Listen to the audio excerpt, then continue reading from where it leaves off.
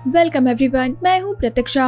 Guys, अभी जैसा कि मैंने कहा है कि टिंकरबेल की सीरीज चल रही है, जिसके ऑलमोस्ट काफी सारे पार्ट्स में ऑलरेडी एक्सप्लेन कर चुकी हूँ। आप उसी की प्लेलिस्ट में जाके बाकी टिंकरबेल की मूवीज भी देख सकते हैं। लेकिन गाइस, एक छोटी सी रिक्वेस्ट है कि अगर आप इस मूवी को देख रहे हैं तो प्लीज आप सब्सक्राइब जरूर करिएगा, क्योंकि ऑलमोस्ट 80% ऐसे व्यूअर हैं जो कि सब्सक्राइब नहीं कर रहे हैं। तो गाइस, अगर आपको इतनी अच्छी मूवीज मिल रही है तो आप एटलीस्ट उसे सब्सक्राइब तो कर ही सकते हैं, और भी नई लेटेस्ट मूवी देखने के लिए। तो चलिए फिर बिना प्रतीक्षा कराए हम सभी टिंकरबेल की फर्स्ट मूवी की तरफ चलते हैं, जो 2008 के अंदर आई थी, जो कि इसका फर्स्ट पार्ट था, और उसके बाद ही बाकी के पार्ट्स बनने लगे। मूवी के स्टार्टिंग में हमें एक फेरी के बनने का मतलब बताया जाता है कि फेरी बनती कैसी है। जब भी कोई बच्चा हंसता है तो उसके हंसने से एक छोटा सा फ्लेक्स निकलता है, एक फूल निकलता है, जिसे उठा के सीधा फेरीलैंड के अंदर ले आया जाता है। टेरेंस, जो कि हमेशा पिक्सी डस्ट डाला करता है, तो वो उस फूल के ऊपर जैसे ही पिक्सी डस्ट डालता है तो एक फेरी का जन्म होता है, और यहीं से हमारी टिंकरबेल का जन्म हुआ। सारी फेरीज ऐसे ही बनती है। उसके बनने पे काफी सारी फेरीज इकट्ठी होती है, और जो मेन क्वीन है क्लैरिन, वो भी आती है। उसके ऊपर स्टार डस्ट डाल के उसे उड़ना सिखाया जाता है, और उसके बाद कई सारे फूल रखे जाते हैं। जिसे भी वो चुनेगी तो उससे उसकी पावर के बारे में पता चलेगा। टिंकरबेल का पूछना था क्वीन से कि मुझे कैसे पता चलेगा, जहाँ पे क्वीन कहती है कि तुम्हें अपने आप पता चल जाएगा, तुम आगे बढ़ो और इन्हें छूती जाओ। जैसे जैसे टिंकरबेल आगे चलती है तो कई सारी पत्तियां जो है वो मुरझा जाती है। बस एक आखिर के अंदर चमकती है, जो कि एक हैमर था, जिससे कि टिंकरबेल को अपनी शक्तियों के बारे में पता चलता है कि वो एक मैकेनिकल फेरी बनने वाली है, जो कि चीजों को बनाएगी और चीजों को ठीक करेगी। जिसके बाद बाकी सारी फेरीज और क्वीन फेरी चले जाते हैं उसे मिलने के लिए। क्लैंक और बबल आते हैं, जो कि यहाँ पे पहले से रहते हैं, सबका वेलकम करते हैं और उसे पूरा फेरीलैंड घुमाने के लिए अपने साथ ले जाते हैं। क्लैंक और बबल टिंकर को ऐसी ऐसी जगहों पे घुमाते हैं जो कि इस फेरीलैंड के अंदर एग्जिस्ट करते हैं। समर, ऑटम, विंटर के अकॉर्डिंग यहाँ पे अलग अलग जगह बनी हुई है, और इसी के अकॉर्डिंग वहाँ पे अलग अलग क्वीन और किंग भी रहते हैं। जिसके बाद में अब टिंकरबेल को फेरी टाउन के अंदर ले आया जाता है और अपने घर के अंदर भेजा जाता है, जहाँ पे उसके लिए काफी सारी चीजें भी रखी थी और नए कपड़े भी रखे थे। लेकिन टिंकर को वो कपड़े कुछ सही पसंद नहीं आते, इसलिए वो अपने अकॉर्डिंग ही उन्हें क्रॉप कर लेती है और अपनी एक नई ड्रेस बना लेती है। यहाँ से होता है टिंकरबेल और उसकी प्यारी सी ड्रेस का जन्म। जिसके बाद टिंकरबेल को अपना काम समझाया जाता है। फैक्ट्री के अंदर उसका काम नए नए सामानों को बनाने का था, लेकिन अब इन्हें सामान इकट्ठा करने के लिए जाना था। तभी यहाँ पे फेरी मैरी भी आती है, और इसी के साथ एक बड़ा सा चूहा भी आता है। इनके पास टायर नहीं था बेचारा, इसीलिए क्लैंक खुद ही उठा के इस गाड़ी को लेके जा रहा था, और तभी इनके ऊपर ग्रास मॉन्स्टर बहुत भयंकर वाला अटैक कर देते हैं। ये सभी अपनी अपनी जान बचा के इधर उधर भागने लगते हैं। ये सभी तेजी से भागते हुए एक पेड़ से टकरा जाते हैं और बहुत बुरी तरीके से इनका एक्सीडेंट हो जाता है। लेकिन तभी बाकी सारी फेरीज आती है, जो कि टिंकरबेल को उठाती है और पूछती है कि आखिर हुआ क्या था। ये सब बताते हैं कि फिर से ग्रास मॉन्स्टर्स ने हमारे ऊपर हमला किया था, उन्हें कोई भी नहीं रोक सकता है। एक फेरी कहती है कि हाँ, ये ग्रास मॉन्स्टर बहुत ज्यादा परेशान करते हैं। तभी एक फेरी आती है जो कि ऊपर से रेनबो को एक स्टिक के अंदर कलेक्ट कर लेती है। तो टिंकर पूछती है कि तुम इस रेनबो का क्या करोगी, जहाँ पे वो फेरी बताती है कि ये रेनबो मेन लैंड लेके जाऊंगी। अब मेन लैंड है गाइस इंसानों वाली जगह, जहाँ पे सारे इंसान रहते हैं, लेकिन वहाँ पे हर कोई नहीं जा सकता, यानी कि सारी फेरीज को वहाँ जाना अलाउ नहीं है। जिसके पास स्पेशल पावर्स हो सकती है, जो बहुत अच्छा काम कर सकती है, सिर्फ वही जा सकती है। टिंकरबेल को अब और भी चीजें जाननी थी कि आखिर वहाँ पे क्या क्या होता है। सारी फेरीज बताती है कि वहाँ पे हमारी मदद से मौसम भी बदले जाते हैं, नए फूल उगाए जाते हैं, विंटर लाया जाता है, ऑटम सीजन लाया जाता है, सारी चीजें होती है। और अभी से ही टिंकरबेल को मेन लैंड में जाना ही था। जिसके बाद ये सब वापस जा रहे थे तो इन्हें एक और फेरी मिलती है, जिसका नाम विडिया था। वो बहुत ज्यादा प्राउडी थी, कोई भी उसकी फ्रेंड नहीं थी, लेकिन टिंकरबेल को लगता है कि वो जरूर उसे दोस्ती कर लेगी, इसलिए उसी के पास चली जाती है। टिंकरबेल बात करना चाहती थी, इसलिए वो बात बढ़ाने के लिए पूछ लेती है कि तुम्हारी क्या पावर है। विडिया बताती है कि उसकी पावर सुपर स्पीड की है, वो स्पीड से ब्रिज बनाती है, पत्ते वगैरह गिराती है, और सारी की सारी फेरीज उसकी हवा के ऊपर डिपेंड करती है। टिंकरबेल कहती है कि मैं भी ऐसा ही करती हूँ, मैं भी सामान बनाती हूँ जरूरतों का। लेकिन यहाँ पे विडिया बहुत स्मार्टली, बहुत एटीट्यूड से उसे आंसर देती है कि उसका टैलेंट नेचर से जुड़ा हुआ है। अगर नेचर के काम नहीं हो पाए तो सोचो कितना कुछ नुकसान हो सकता है। तुम्हारा क्या काम है, बर्तन बनाती हो तुम, हम दोनों बिल्कुल एक जैसे नहीं है। इस बात से टिंकरबेल को बहुत ज्यादा बुरा लगता है, और वो भी विडिया से बिना बात करे ही मुंह चिढ़ा के वहाँ से निकल जाती है। टिंकरबेल को रास्ते में जाते हुए बीच पे काफी सारे सामान मिलते हैं, जो कि बहुत सुंदर और शायद हो सकते काम के भी थे। वो उठा के ले आती है, तो उसे क्लैंक और बबल घर पे आने के बाद कहते हैं कि ये सारी चीजें मेनलैंड से बहकर आती है, वहाँ से हमेशा कुछ न कुछ चीजें आया करती है। लेकिन तभी फेरी मैरी आके उन सारे सामानों को यहाँ से ले जाती है, ये कहते हुए कि ये सामान सिर्फ कबाड़ है, तुम इनसे कुछ भी नहीं कर सकती हो, जो तुम्हारा काम है वही करो, और जल्दी जल्दी तैयारियां करो, क्योंकि रात को क्वीन आने वाली है। तभी की तैयारियां देखने के लिए जब टिंकर पूछती है कि आखिर क्वीन यहाँ पे क्यों आ रही है, तो क्लैंक और बबल बताते हैं कि स्प्रिंग का सीजन आने वाला है और हम सारे फेरीज अपना अपना टैलेंट दिखा सकते हैं। तो यहाँ पे टिंकरबेल को भी लगता है कि अगर वो भी अपना कोई नया टैलेंट दिखाएगी तो शायद उसे भी मेनलैंड में जाने की परमिशन मिल जाएगी। जिसके बाद शाम होती है, क्वीन आती है और उसी के साथ में स्प्रिंग के जो लीडर है, मिनिस्टर है, वो भी यहाँ पे आ जाते हैं और फूलों के बारे में बात कर रहे थे कि हम कैसे सीजन के आने पे टाइम से फूल यहाँ से ले जाएंगे। इतनी ही देर में टिंकरबेल आती है, जो उसने गैजेट्स बनाए थे वो सारे दिखाती है, लेकिन उसका एक भी गैजेट सही टाइम पे काम नहीं कर रहा था। उसका मेन मोटिव था इन गैजेट्स को मेनलैंड के अंदर लेके जाने का, ताकि बाकी सारी फेरीज भी उनका इस्तेमाल कर सके। क्वीन जब देखती है कि कोई भी गैजेट काम नहीं कर रहा है, तो वो टिंकरबेल को कहती है कि वैसे भी कोई भी टिंकर फेरी वहाँ पे नहीं जाती है, उन सबका काम यहीं पे रह के अपने गैजेट्स बनाना है, ना कि मेनलैंड में जाना। इस बात से टिंकरबेल को बहुत ज्यादा दुख होता है और वो उदास होकर अपने घर चली जाती है। वो अब इसकी वजह फेरी मैरी से पूछती है कि आखिर मैं वहाँ क्यों नहीं जा सकती। तो फेरी मैरी बताती है कि वहाँ जाने के लिए आपके पास में कोई स्पेशल पावर होनी चाहिए। आप फूल उगा सकते हो, विंटर ला सकते हो, नेचर के साथ में कुछ कर सकते हो, लेकिन बिना पावर के आप वहाँ पे नहीं जा सकते। जिसके बाद टिंकरबेल को लगता है कि वो भी अब खुद को बदलेगी। वो अपनी सारी फ्रेंड्स के पास में जाती है और कहती है कि क्या तुम मुझे अपनी पावर सिखा सकती हो। सारी फेरीज कहती है कि आज से पहले हमने ना ऐसा सुना है ना देखा है कि कोई भी फेरी अपनी पावर्स चेंज कर सकती है, तो फिर आखिर तुम ऐसा क्यों कर रही हो। जहाँ पे टिंकरबेल कहती है कि मुझे भी मेनलैंड जाना है, अगर तुम लोग मेरी मदद कर दोगी और कुछ पावर्स मुझे सिखा दोगी तो मैं भी वो काम कर पाऊंगी और मेनलैंड जा पाऊंगी। बाकी सारी फेरीज टिंकरबेल की बात सुन के अपनी पावर्स उसे सिखाने के लिए तैयार हो जाती है, क्योंकि टिंकरबेल का कहना था कि मैं एक नॉर्मल फेरी नहीं रहना चाहती, बल्कि मेरे अंदर भी अलग अलग पावर्स होनी चाहिए, तो मैं बस सीखना चाहती हूँ। एक फेरी को छोड़ के बाकी सारी फेरीज अब उसके साथ नई पावर्स को बढ़ाने में उसके साथ लग जाती है। जिसके बाद में अब टिंकरबेल अपनी पावर सीखना शुरू करती है। सिल्वर मिस्ट के साथ में पानी की बूंद को उसमें बदलने की कोशिश करती है, लेकिन उससे नहीं हो पाता और गलती से पानी बाकी सारी फेरीज पे गिर जाता है। जिसके बाद में वो जुगनुओं के अंदर सूरज की रोशनी को डालने की कोशिश करती है, लेकिन उससे वो काम भी नहीं हो पाता। यहाँ पे पीछे फेरी मैरी टिंकरबेल को ढूंढने आई थी, लेकिन उसके दोस्त झूठ बोल देते हैं कि टिंकरबेल चूहे का खाना लेने के लिए गई है। लेकिन तभी फेरी मैरी आके टिंकरबेल के पास में उससे कहती है कि तुम आखिर कहाँ गई थी, मुझे सब कुछ पता है, लेकिन तुम आखिर ऐसा कर क्यों रही हो। तुम्हारे पास जो है तुम उसमें सेटिस्फाइड क्यों नहीं हो, खुश क्यों नहीं हो। उसके दोनों दोस्त भी कहते हैं कि आखिर तुम टिंकरबेल क्यों नहीं बन के रह सकती हो, जो तुम्हारी पावर है उसमें खुश क्यों नहीं हो। लेकिन टिंकरबेल का कहना था कि वो एक स्टूपिड फेरी बन के बिल्कुल भी नहीं रहना चाहती। अब जैसा कि ये दोनों भी एक टिंकर फेरी हैं, तो उन्हें ये बात सुन के बहुत बुरा लगा। टिंकरबेल उनका दिल नहीं दुखाना चाहती थी और उदास होकर वो भी यहाँ से चली जाती है। जिसके बाद वो फॉन फेरी के पास जाती है ताकि वो जानवरों को उड़ना सिखा सके। वो एक छोटी सी चिड़िया को उड़ना सिखाती है और ऐसे ही टिंकरबेल को भी करना था, लेकिन वो उस बच्चे को उड़ने की बजाय और ज्यादा डरा देती है। बच्चा अपने अंडे के अंदर जाने की कोशिश करता है। जब ये बच्चा नहीं उड़ता तो टिंकरबेल उसे जबरदस्ती उठा के इधर उधर घुमाने लगती है ताकि वो उड़ जाए, लेकिन फिर भी वो बच्चा डर के मारे टिंकरबेल से बिल्कुल नहीं उड़ पाता, यानी कि यहाँ भी टिंकरबेल फेल हो जाती है। और तभी आसमान में से उड़ती हुई चील टिंकरबेल के पीछे पड़ जाती है। टिंकरबेल उड़ती उड़ती सीधा भागती है और एक पेड़ के छोटे से कोने के अंदर घुस जाती है, जहाँ पे पहले से ही विडिया छुपी हुई थी। अब चील ने चोंच मार मार के उस छेद को बहुत ज्यादा बड़ा कर दिया। ये दोनों अपनी जान बचाने के लिए नीचे उतर आए। इन दोनों की जान तो बच गई, क्योंकि बाकी सारी फेरीज ने काफी सारे नट्स उस चील के ऊपर डाले, तो चील वहाँ से उड़ गया। लेकिन विडिया का पूरा मुंह खराब हो गया काफी सारे फ्रूट्स के कलर से, जिससे कि सब उसके ऊपर हंसने लगे। विडिया जिसके बाद में बहुत ज्यादा गुस्सा होती है और टिंकरबेल को सबके सामने सुना के चली जाती है। टिंकरबेल को भी समझ में आ गया था कि वो किसी भी फेरी की ताकत को नहीं अपना सकती, ना ही उसमें कोई मैजिक आ सकता है। वो भी उदास होकर चली जाती है, एक जगह पे बैठ के पत्थर मारने लगती है, लेकिन उसे कुछ और ही साउंड आता है, जैसे वो पत्थर जमीन पे नहीं किसी और चीज पे गिरा है। तभी वो एक बॉक्स को देखती है जिसके पुर्जे इधर उधर गिरे हुए थे। टिंकरबेल फटाफट से उसके पुर्जे इकट्ठे करती है, एक छोटी सी डॉल को उसके ऊपर रखती है और देखते ही देखते वो म्यूजिकल डॉल चलना शुरू हो जाती है और टिंकरबेल उसके साथ भी नाचना शुरू कर देती है। बाकी सारी फेरीज भी आती है और देखती है कि ये काम टिंकरबेल के अलावा कोई नहीं कर सकता, आखिर ये उसने कैसे किया। लेकिन टिंकरबेल कहती है कि नहीं, मुझे नहीं पता ये मैंने कैसे किया, बस मुझे मिले सामान और मैंने इन्हें जोड़ दिया, तो यही काम तो है टिंकरबेल का, गैजेट्स बनाना। लेकिन टिंकरबेल को ये सारी चीजें बस मन बहलाने वाली लगती है। उसे लगता है कि सब उसकी तारीफें कर रहे हैं ताकि वो मेनलैंड नहीं जाए। वो गुस्सा करती है और कहती है कि नहीं, मुझे मेनलैंड में ही जाना है। वो वापस ये ग्रास फेरी को कहती है कि क्या तुम मुझे घास उगाना सिखा सकती हो। बाकी फेरी उसे फिर से समझाती है कि देखो, तुम बात समझो, ये सब चीजें तुम्हारे लिए नहीं बनी है। और इसी बीच के अंदर टिंकरबेल का उनसे थोड़ा झगड़ा हो जाता है, तो फेरीज भी नहीं रुकती है, वो भी वहाँ से चली जाती है। आखिर वो भी टिंकरबेल की बात कब तक ही सुनती है। जिसके बाद टिंकरबेल हार मान के विडिया के पास पहुँच जाती है, लेकिन विडिया का तो उससे पहले से ही झगड़ा चल रहा था। वो उसे कुछ खास पसंद नहीं करती, तो दरवाजा बंद कर देती है। टिंकरबेल उदास होकर कहती है कि अब तो मेरी फ्रेंड्स भी मेरी मदद नहीं कर रही हैं, कोई भी फेरी मुझे कुछ भी सिखाने के लिए तैयार नहीं है। तुम ही मेरी आखिरी होप हो, क्या तुम मुझे चीजें सिखा सकती हो। विडिया कहीं ना कहीं टिंकरबेल से बदला लेना चाहती थी, इसलिए वो कहती है कि अगर तुम्हें कोई गार्डन फेरी बनना है तो मैं तुम्हारी मदद कर देती हूँ, जाके ग्रास मॉन्स्टर को पकड़ो। टिंकरबेल कहती है कि हाँ, ये काम तो मैं कर सकती हूँ। इसलिए वो सीधा अपने चूहे के पास जाती है, उसके ऊपर बैठती है और उसके बाद में चूहे के साथ में उस ग्रास मॉन्स्टर को पकड़ने के लिए निकल जाती है। उसके चूहे को डर लग रहा था, लेकिन फिर भी टिंकरबेल कहती है कि कुछ भी नहीं होगा, तुम चलो, मैं तुम्हारे साथ में हूँ। चूहा जिसके बाद में आगे आगे भागने लगता है और ग्रास मॉन्स्टर भी इन्हें मिल जाते हैं। टिंकरबेल ने 2 ग्रास मॉन्स्टर को पकड़ भी लिया था और उन्हें एक जगह पे बंद भी कर दिया, लेकिन विडिया ने फिर से अपना बदला लेने के लिए बाकी सारे मॉन्स्टर्स को खोल दिया, जो कि सीधा जाके उस जगह पे पहुंच जाते हैं जहाँ पे इनके सारे खाने पीने का सामान रखा हुआ था।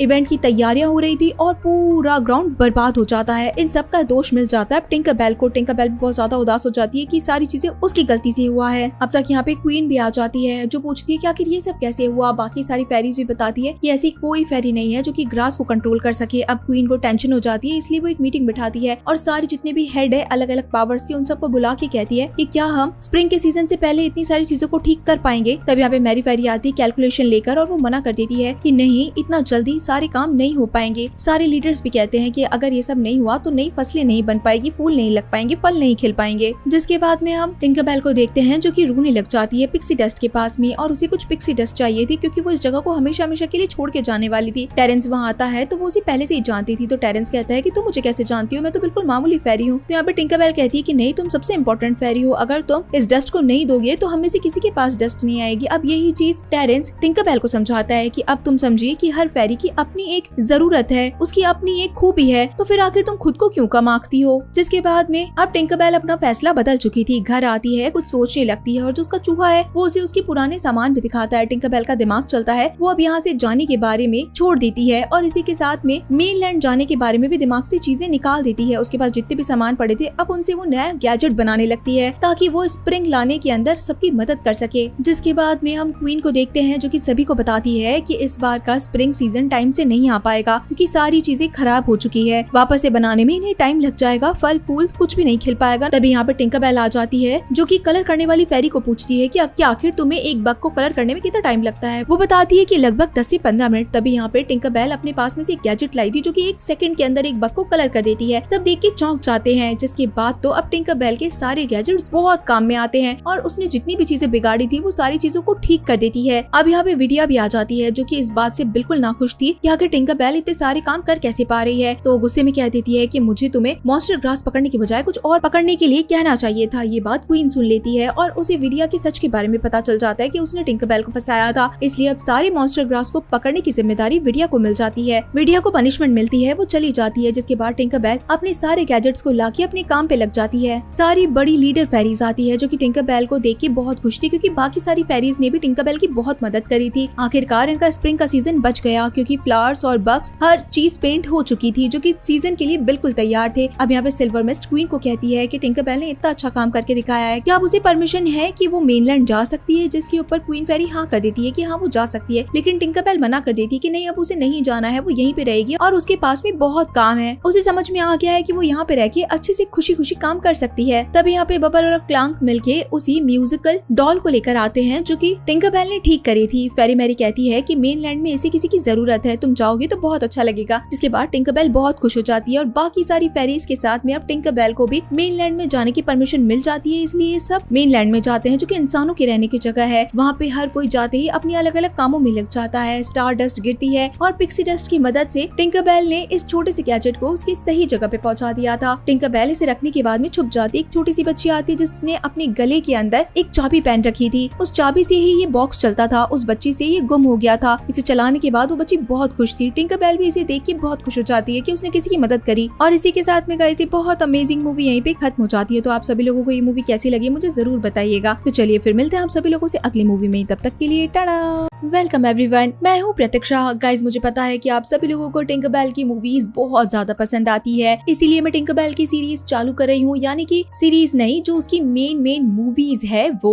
यानी कि अगर हम सीरीज शुरू करेंगे तो फिर तो पूछे ही मत कितने सीजन है, कितने सारे एपिसोड्स है, बट जो उसकी बेस्ट मूवीज है वो आप लोगों तक जरूर पहुंच जाएगी। तो आज की कहानी के अंदर टिंकरबेल को एक ऐसा क्रिस्टल मिलेगा जिसे उसे पूरा करना है एक स्टिक लगा के, लेकिन कैसा हो कि वो सबसे बड़ा सबसे कीमती क्रिस्टल टूट जाए, जो कि ब्लू मून को अपनी तरफ अट्रैक्ट करता है, ब्लू पिक्सी डस्ट इकट्ठा करता है और सारी फेरीज के उड़ने के लिए सबसे इम्पोर्टेंट क्रिस्टल था। तो चलिए फिर बिना प्रतीक्षा कराए हम सभी टिंकरबेल की एक और एडवेंचर पे चलते हैं। मूवी की स्टार्टिंग में हम फेरीलैंड देखते हैं, वही पिक्सी हॉलो जहाँ पे सारी फेरीज रहती है। सब अपनी अपनी खूबियों के हिसाब से अपना अपना काम किया करती थी और सबसे जरूरी चीज इनको उड़ने के लिए जरूरत होती है पिक्सी डस्ट की। पतझड़ का मौसम आने वाला था, इसलिए सारी फेरीज अपने काम पे लगी हुई थी ताकि जल्दी जल्दी वो सारे सामानों को पका ले, फ्रूट सब्जी रख ले ताकि फिल्म के आगे के सीजन आराम से निकले। हम यहाँ पे टेरेंस को देखते हैं जो कि गैरी के साथ में काम किया करता था। गैरी यहाँ पे एक एम्प्लॉय के जैसे काम करता है। सब मिलके पिक्सी डस्ट को पैक करते हैं और बाकी सारी फेरीज को देते हैं ताकि ये सब उड़ सके। टेरेंस और टिंकरबेल आपस में बहुत अच्छे दोस्त हुआ करते थे, इसलिए हमेशा काम के बाद ये दोनों ही मिलते थे। जिसके बाद हम टिंकरबेल को देखते हैं। हमेशा वो कोई न कोई चीज इनोवेट करती ही रहती थी। आज उसे पानी में चलाने वाली नाव चाहिए थी जो कि उसे चल नहीं पा रही थी। तभी यहाँ पे टेरेंस आ गया जो कि टिंकरबेल की मदद करते हुए उसे एक ताश का पत्ता देता है कि अगर वो पानी के अंदर गोल गोल घूमेगा मुड़ने के बाद में तो वो काफी तेजी से पानी को काटेगा और बोट जोर से चलेगी। पहले तो टिंकरबेल को बड़े मजे आ रहे थे क्योंकि बोट की स्पीड बहुत तेज हो गई थी, लेकिन कुछ ही देर के अंदर टिंकरबेल समझ गई थी कि वो तो फंसने वाली है क्योंकि बोट की स्पीड कम होने का नाम ही नहीं ले रही थी। वो बहुत तेजी से आगे बढ़ती है और गलती से एक बग से टकरा जाती है जो कि क्वीन का बग था और आगे जाके उसकी बोट सीधा पेड़ के अंदर घुस भी जाती है। टेरेंस फटाफट से जाके टिंकरबेल को संभालता है और इन दोनों की बातों के बीच में एक गार्ड यहाँ पे आती है जो कि टिंकरबेल को बुलावा देती है कि तुम्हें क्वीन ने याद करा है। टिंकरबेल तो डर गई थी कि वो जरूर बग से टकराई थी, इसीलिए उसे पनिशमेंट के लिए बुलाया गया है। अब टिंकरबेल डरते डराते कैसे तैसे क्वीन के पास में पहुंचती है तो पता चलता है कि यहाँ पे और भी कई सारे बड़े बड़े लोग थे जो कि पतझड़ के मंत्री और फेरी मैरी भी थी। ये सब आने वाले एक बड़े से फेस्टिवल के बारे में बात कर रहे थे, लेकिन टिंकरबेल तो डरी हुई थी कि आज तो उसे अच्छा खासा पनिशमेंट मिलेगा। टिंकरबेल को लगता है कि वो अगर पहले माफी मांग लेगी तो शायद उसे कम पनिशमेंट मिलेगी, इसलिए वो जाते ही क्वीन फेरी से माफी मांगने लगती है कि मुझे माफ कर दीजिए, मैं आपके बग से टकरा गई, लेकिन अगली बार मैं ऐसी कोई शरारत नहीं करूंगी। लेकिन तभी क्वीन कहती है कि अरे मैंने तुम्हें इसलिए नहीं बुलाया है। तब टिंकरबेल को सांस में सांस आती है, जिसके बाद क्वीन फेरी सब कुछ बताने लगती है। टिंकरबेल को बताया जाता है कि पतझड़ के मौसम में हर साल ब्लू मून निकलता है जिससे ब्लू डस्ट हमारे पास आती है। उसी के लिए एक स्टिक बनाई जाती है जिसके ऊपर इस ब्लू स्टोन को रखा जाता है। हर साल ये काम एक नई फेरी को दिया जाता है और इस साल का ये काम टिंकरबेल को दिया जाता है, यानी कि ये काम बहुत इंपॉर्टेंट है, बहुत अच्छा है और बहुत ज्यादा प्राउड वाला काम है। टिंकरबेल को इसके लिए चुना गया था तो उसके लिए बहुत बड़ी चीज थी। यहाँ पे टिंकरबेल को अलग अलग स्टिक दिखाई जाती है जो कि इतने सालों से लगती हुई आ रही थी, बहुत सुंदर और बहुत ही अच्छी स्टिक थी। यानी कि टिंकरबेल को भी एक बहुत ही अच्छी सी स्टिक बनानी है, लेकिन इस ब्लू स्टोन को संभाल के रखना भी बहुत मेहनत का काम है क्योंकि ये सिर्फ और सिर्फ एक ही स्टोन होता है जो कि ब्लू डस्ट बनाता है। अब ये ब्लू डस्ट बनाने के लिए टिंकरबेल बहुत ज्यादा एक्साइटेड थी, इसलिए उस ब्लू स्टोन को लेकर अपने साथ घर आ जाती है और टेरेंस को सारी बात बताती है कि कैसे उसे स्टिक बनाने का काम मिला है जिसमें उसे टेरेंस की मदद चाहिए। टेरेंस भी खुशी खुशी टिंकरबेल की मदद करने के लिए काफी सारा सामान इकट्ठा करके ले आता है। ये दोनों बहुत मजे से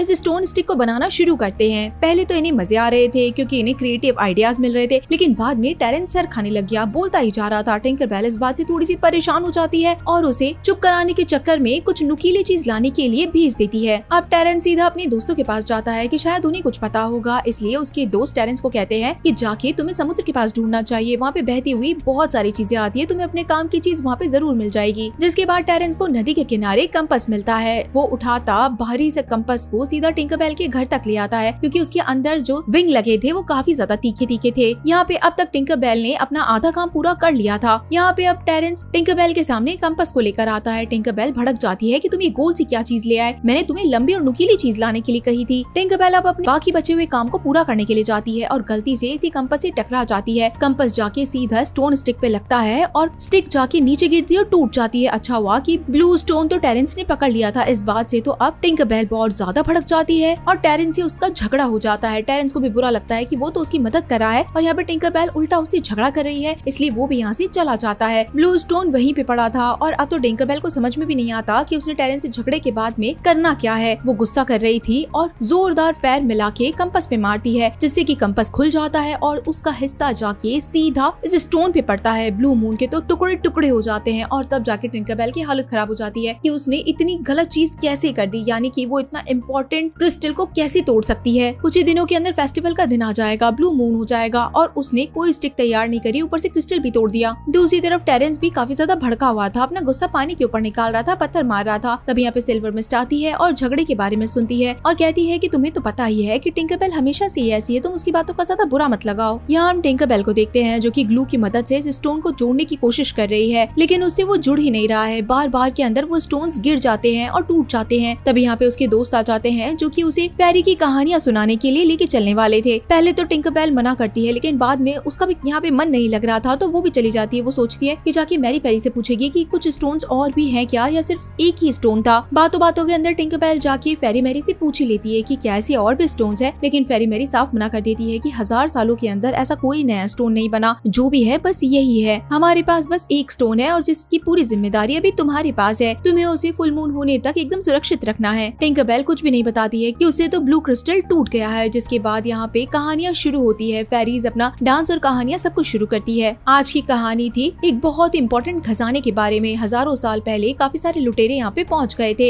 एक खजाने की तलाश में। इन समुद्री लुटेरों ने मिलकर एक फेरी को पकड़ लिया और उसकी जान पे बनाई थी, इसलिए अब उसे ट्रेजर के बारे में पूछा जाने लगा। वो फेरी अपनी जान बचाने के चक्कर में सब कुछ बता देती है। उन सारे डाकुओं को खजाने के साथ साथ में एक मैजिकल मिरर भी मिला जिससे कि 3 विशेष मांगी जा सकती थी। उन्होंने 2 विशेष तो पूरी कर ली और बहुत ज्यादा अमीर भी बन गए, लेकिन एक विश वो और मांगते उससे पहले ही उनका शिप जोरदार पहाड़ियों से टकरा गया और उसके बाद वहाँ पे कोई भी नहीं बचा। टिंकरबेल को तो विश्वास ही नहीं हो रहा था कि ऐसी भी कोई चीज होती है क्या, इसलिए वो फेरी मैरी को कहती है कि क्या ये सब चीजें सच है। फेरी मैरी कहती है कि बिल्कुल ये सारी एक एक बात सच है। इसी के साथ में अब आगे का रास्ता भी बताया जाता है कि वो शिप कहाँ पे डूबा था, लुटेरों का खजाना कहाँ पर है। टिंकरबेल का यहाँ पे दिमाग चलता है। उसे लगता है कि अगर उसे खजाना मिल गया तो वो उस मैजिकल मिरर से अपनी तीसरी विश मांग लेगी और जो ये टूटा हुआ ब्लू क्रिस्टल है उसे पूरा कर देगी। इसलिए वो सबसे बचती बचाती अपने घर पहुँचती है, एक नया रास्ता बनाती है और प्लान के अकॉर्डिंग उस खजाने को ढूंढने के लिए निकल जाती है। अब यहाँ पे टिंकरबेल ने अपना एक अच्छा खासा पोटली बना ली थी जिसके अंदर बहुत सारे सामान थे। टिंकरबेल के लिए हवा के अंदर उड़ना, वो भी इतने सारे सामानों को लेके इतना बड़ा सफर करना थोड़ा सा मुश्किल हो रहा था। इसी के साथ में जो पिक्सी डस्ट मिलती है सारी फेरीज को, इतने लंबे सफर के लिए टिंकरबेल के पास वो बहुत कम थी। वो सीधा गैरी के पास जाती है अपनी गोल्डन डस्ट लेने के लिए, लेकिन गैरी मना कर देता है कि तुमने ऑलरेडी आज के दिन की डस्ट ले रखी है तो तुम्हें अब और डस्ट नहीं मिल सकती है। जिसके बाद टिंकरबेल सबके पास जाती है, यानी कि पहले अपनी फ्रेंड्स के पास जाती है और उसके बाद में टेरेंस के पास में भी जाती है, लेकिन उसकी मदद कोई भी नहीं करता है। कौन अपनी डस्ट देगा उड़ने वाली। टेरेंस यहाँ पे कहता है ठीक है मैं तुम्हें डस्ट दे दूंगा, लेकिन तुम पहले मुझे रीजन बताओ कि आखिर तुम्हें ये क्यों चाहिए। टिंकरबेल कुछ भी नहीं बता पाती। टिंकरबेल को लगा था कि टेरेंस के पास तो हमेशा से ज्यादा डस्ट रहती होगी क्योंकि वो वहाँ पे काम करता है, लेकिन टेरेंस टिंकरबेल की मदद करने के लिए साफ मना कर देता है उनके प्रीवियस झगड़े के चक्कर में। इसलिए अब टिंकरबेल जाके एक जगह पे बैठ जाती है और परेशान होने लगती है कि वो करेगी क्या। वो एक कॉटन बॉल था जहाँ पे गलती से कुछ डस्ट गिरने के चक्कर में सारी कॉटन बॉल हवा के अंदर उड़ने लगती है, जिससे यहाँ पे टिंकरबेल को आइडिया आता है कि इतनी हल्की चीज होने की वजह से ये बॉल आराम से उड़ पा रहा है, तो वो भी ऐसा कुछ न कुछ बना सकती है। जिसके बाद टिंकरबेल फटाफट अपने घर पे आती है। उसने लकड़ी की एक बोट बना ली थी, उसमें अपना छोटा मोटा सामान रखा और इस कॉटन बलून को ऐसे बनाया कि वो आराम से उसमें बैठ के उड़ सकती है। सारे सामानों को लेके वो निकल जाती है और किसी को बताती तक भी नहीं है कि वो कहाँ जाने वाली थी। वो इस कॉटन बॉल के ऊपर जैसे ही पिक्सी डस्ट डालती है तो वो कॉटन बॉल हवा में उड़ने लगता है हल्के होने के कारण। टेरेंस के दिए हुए कंपास की मदद से ही वो आगे बढ़ती जा रही थी। भले ही उसने टेरेंस के साथ में झगड़ा किया था, लेकिन उसकी चीजें उसके बहुत काम आ रही थी। जैसे कि उसने कहानी सुनी थी, वो आधी रास्ते तक पहुंच चुकी थी, लेकिन आधी रास्ते में जाते ही एक जुगनुओं का झुंड था जो कि बहुत तेजी से आगे बढ़ रहा था क्योंकि चमगादड़ उनके पीछे पड़े थे। बाकी सब तो यहाँ से चले जाते हैं, लेकिन एक जुगनू टिंकरबेल के हॉट बलून के अंदर बैठ जाता है और टिंकरबेल ने जो भी सामान लाया था खाने पीने का वो सारा का सारा खा जाता है। टिंकरबेल को बहुत गुस्सा आता है और वो उसे यहाँ से जाने के लिए कहती है, लेकिन तभी उसे समझ में आता है कि जुगनू उसे मैप देखने में बड़ी मदद करेगा। उसके चमकने के कारण वो आगे का रास्ता भी देख सकती है। इसी वक्त इस जुगनू के चक्कर में ऑलमोस्ट पिक्सी डस्ट भी गिरने वाली थी, लेकिन कैसे तैसे करके टिंकरबेल उसे ले आती है। जिसके बाद टिंकरबेल आगे बढ़ती है और उसे एक पहाड़ी दिखाई देती है। उसे लगता है कि ये जरूर वही पहाड़ी होगी जिससे सारे के सारे समुद्र लुटेरे टकरा गए थे, इसलिए वो अपने इस कॉटन एयर बलून को एक पेड़ की मदद से बांध देती है और खुद आगे बढ़ती है। टिंकरबेल जब बिल्कुल आगे तक पहुंच जाती है तो उसे समझ में आता है कि नहीं, ये वो पहाड़ी नहीं है। ऊपर से जहाँ पे उसने अपना कॉटन का बलून बांधा था वो भी तेज हवा के चक्कर में हवा में उड़ जाता है। टिंकरबेल अपने इस जुगनू के साथ में बहुत कोशिश करती है कि अपने उस एयर बलून को ढूंढ ले, लेकिन हवा इतनी ज्यादा तेज थी कि वो कुछ भी नहीं देख पा रही थी। इतने तेज तूफान में वो पत्तों में उलझ के सीधे नीचे गिरती है। ना उसके पास खाना था, ना उसके पास रास्ता था, ना उसके पास मैप था। उसे अपने दोस्त टेरेंस की बहुत याद आ रही थी कि वो अगर काश उसे झगड़ा नहीं करती तो आज उसका दोस्त उसके पास होता, उसकी मदद करता। जुगनू ने एक वक्त पे टिंकरबेल का खाना खाया था, इसलिए अब जुगनू जंगल के अंदर अपने सारे दोस्तों को इकट्ठा कर लेता है। यहाँ पे सारे जानवर आते हैं जो कि टिंकरबेल के लिए शहद लाते हैं, पानी लाते हैं और टिंकरबेल इन सबको खा के बहुत ज्यादा खुश हो जाती है। जिसके बाद ये सारे जानवर टिंकरबेल के आगे जाने में मदद भी करते हैं। टिंकरबेल के पास पिक्सी डस्ट नहीं था, इसलिए वो उड़ भी नहीं पा रही थी। उसे पैदल पैदल ही बाकी सबके साथ आगे बढ़ना पड़ता है। रास्ते के अंदर उसे अपना टूटा हुआ कंपास भी मिल जाता है, जिसका जो शार्प एज था वो अपने पास रख लेती है। कुछ ही देर के अंदर अब टिंकरबेल अपने नए साथियों की मदद से उस जगह तक पहुंच जाती है जिस जगह को वो ढूंढ रही थी। यहाँ पे हम टेरेंस को देखते हैं जिसे बहुत ज्यादा गिल्ट हो रहा था कि शायद उसे टिंकरबेल से बात कर लेनी चाहिए थी, इसलिए वो टिंकरबेल से बात करने के लिए जाता है, लेकिन घर पे उसे कोई भी नहीं मिलता है तो सिर्फ एक मैप जो कि हॉट एयर बलून का था। उसे समझ में आ जाता है कि टिंकरबेल कहाँ पे गई होगी। यहाँ हम टिंकरबेल को देखते हैं जिसने वो जगह ढूंढ ली थी जहाँ पे अंदर काफी सारा खजाना रखा था। बड़े बड़े से जाइंट ट्रोल्स उस खजाने की रखवाली कर रहे थे जो कि सामने आ जाते और किसी को अंदर भी नहीं जाने देते, लेकिन आपस में ही झगड़ने लग जाते हैं। इसका फायदा उठाते हुए टिंकरबेल फटाफट से अपनी जुगनू की मदद से अंदर चली जाती है। काफी ढूंढने के बाद में उसे उसे वो खजाना भी मिल जाता है जो कि उन पायरेट्स का खजाना था। काफी ढूंढने के बाद में अब उसे वो मिरर भी मिल चुका था जिससे कि वो विश मांग के अपने ब्लू क्रिस्टल को पूरा कर सकती थी या फिर नया क्रिस्टल मांग सकती थी। टिंकरबेल अब इस मैजिकल मिरर से अपने ब्लू स्टोन को ठीक करने ही वाली थी, लेकिन ये जुगनू बार बार में बोले जा रहा था। टिंकरबेल इस बात से काफी ज्यादा परेशान हो गई और उसने इस जुगनू को कहा कि क्या तुम कुछ देर के लिए चुप रह सकते हो, और मैजिक मिरर को लगा कि ये टिंकरबेल की एक विश है जिसे वो पूरी कर देता है। इसलिए जुगनू तो एकदम शांत हो जाता है कुछ देर के लिए और टिंकरबेल की जो तीसरी विश थी वो भी खत्म हो जाती है, यानी कि मैजिक मिरर अब कुछ भी नहीं कर सकता था। यहाँ टिंकरबेल बहुत भयंकर रो रही थी क्योंकि उसे तो ब्लू स्टोन को जोड़ना था, बल्कि उसने तो और ज्यादा मुसीबतें बढ़ा ली और अगले ही टाइम टेरेंस उसके बिल्कुल पास में था। टिंकरबेल तो सीधा जाके उसके गले लग जाती है और उसे सारी कहानी बताती है। और इसी वक्त यहाँ पे काफी सारे चूहे थे जो कि इनके ऊपर अटैक कर देते हैं। पहले तो ये भाग रहे थे, लेकिन इन्हें फिर समझ में आ जाता है ये ज्यादा देर तक भाग नहीं सकते। तभी यहाँ पे टिंकरबेल ने उस मैजिक मिरर की मदद से कुछ ऐसी चीज बनाई जो कि एक बड़े से मॉन्स्टर जैसी दिख रही थी, जिससे कि ये सारे चूहे डर के मारे यहाँ से भाग गए। जिसके बाद ये सब बाहर आ जाते हैं। शिप के ऊपर आते ही इन्हें अपना कॉटन बलून भी मिल जाता है। अब वो अपने जुगनू के साथ और टेरेंस के साथ बैठ के नेवरलैंड की तरफ निकल जाते हैं। लेकिन रास्ते के अंदर टिंकरबेल बहुत ज्यादा परेशान थी कि फेस्टिवल का दिन आ चुका है और मैंने अभी तक स्टिक नहीं बनाई है, ऊपर से उसने तो ब्लू क्रिस्टल भी तोड़ दिया है। लेकिन टेरेंस अपने साथ में टूटे हुए स्टिक का कुछ पार्ट लेकर आया था, यानी कि अगर चाहे तो यहाँ पे अभी के अभी स्टिक भी बना सकते हैं। अब ये दोनों ही मिलके उसी स्टिक को कैसे तैसे करके बनाने लगते हैं। पिक्सी हॉलो के अंदर फेस्टिवल शुरू हो चुका था, काफी सारी फेरीज आ चुकी थी और इसी के साथ में ब्लू मून भी निकल चुका था। सबके सब टिंकरबेल को ढूंढ रहे थे कि आखिर स्टिक को लेकर वो कहाँ पर गई होगी। फेरी मैरी भी टेंशन में आ गई थी और तभी यहाँ पे उड़ता हुआ कॉटन बलून आता है जिसके अंदर टिंकरबेल, टेरेंस और एक छोटा सा जुगनू भी था।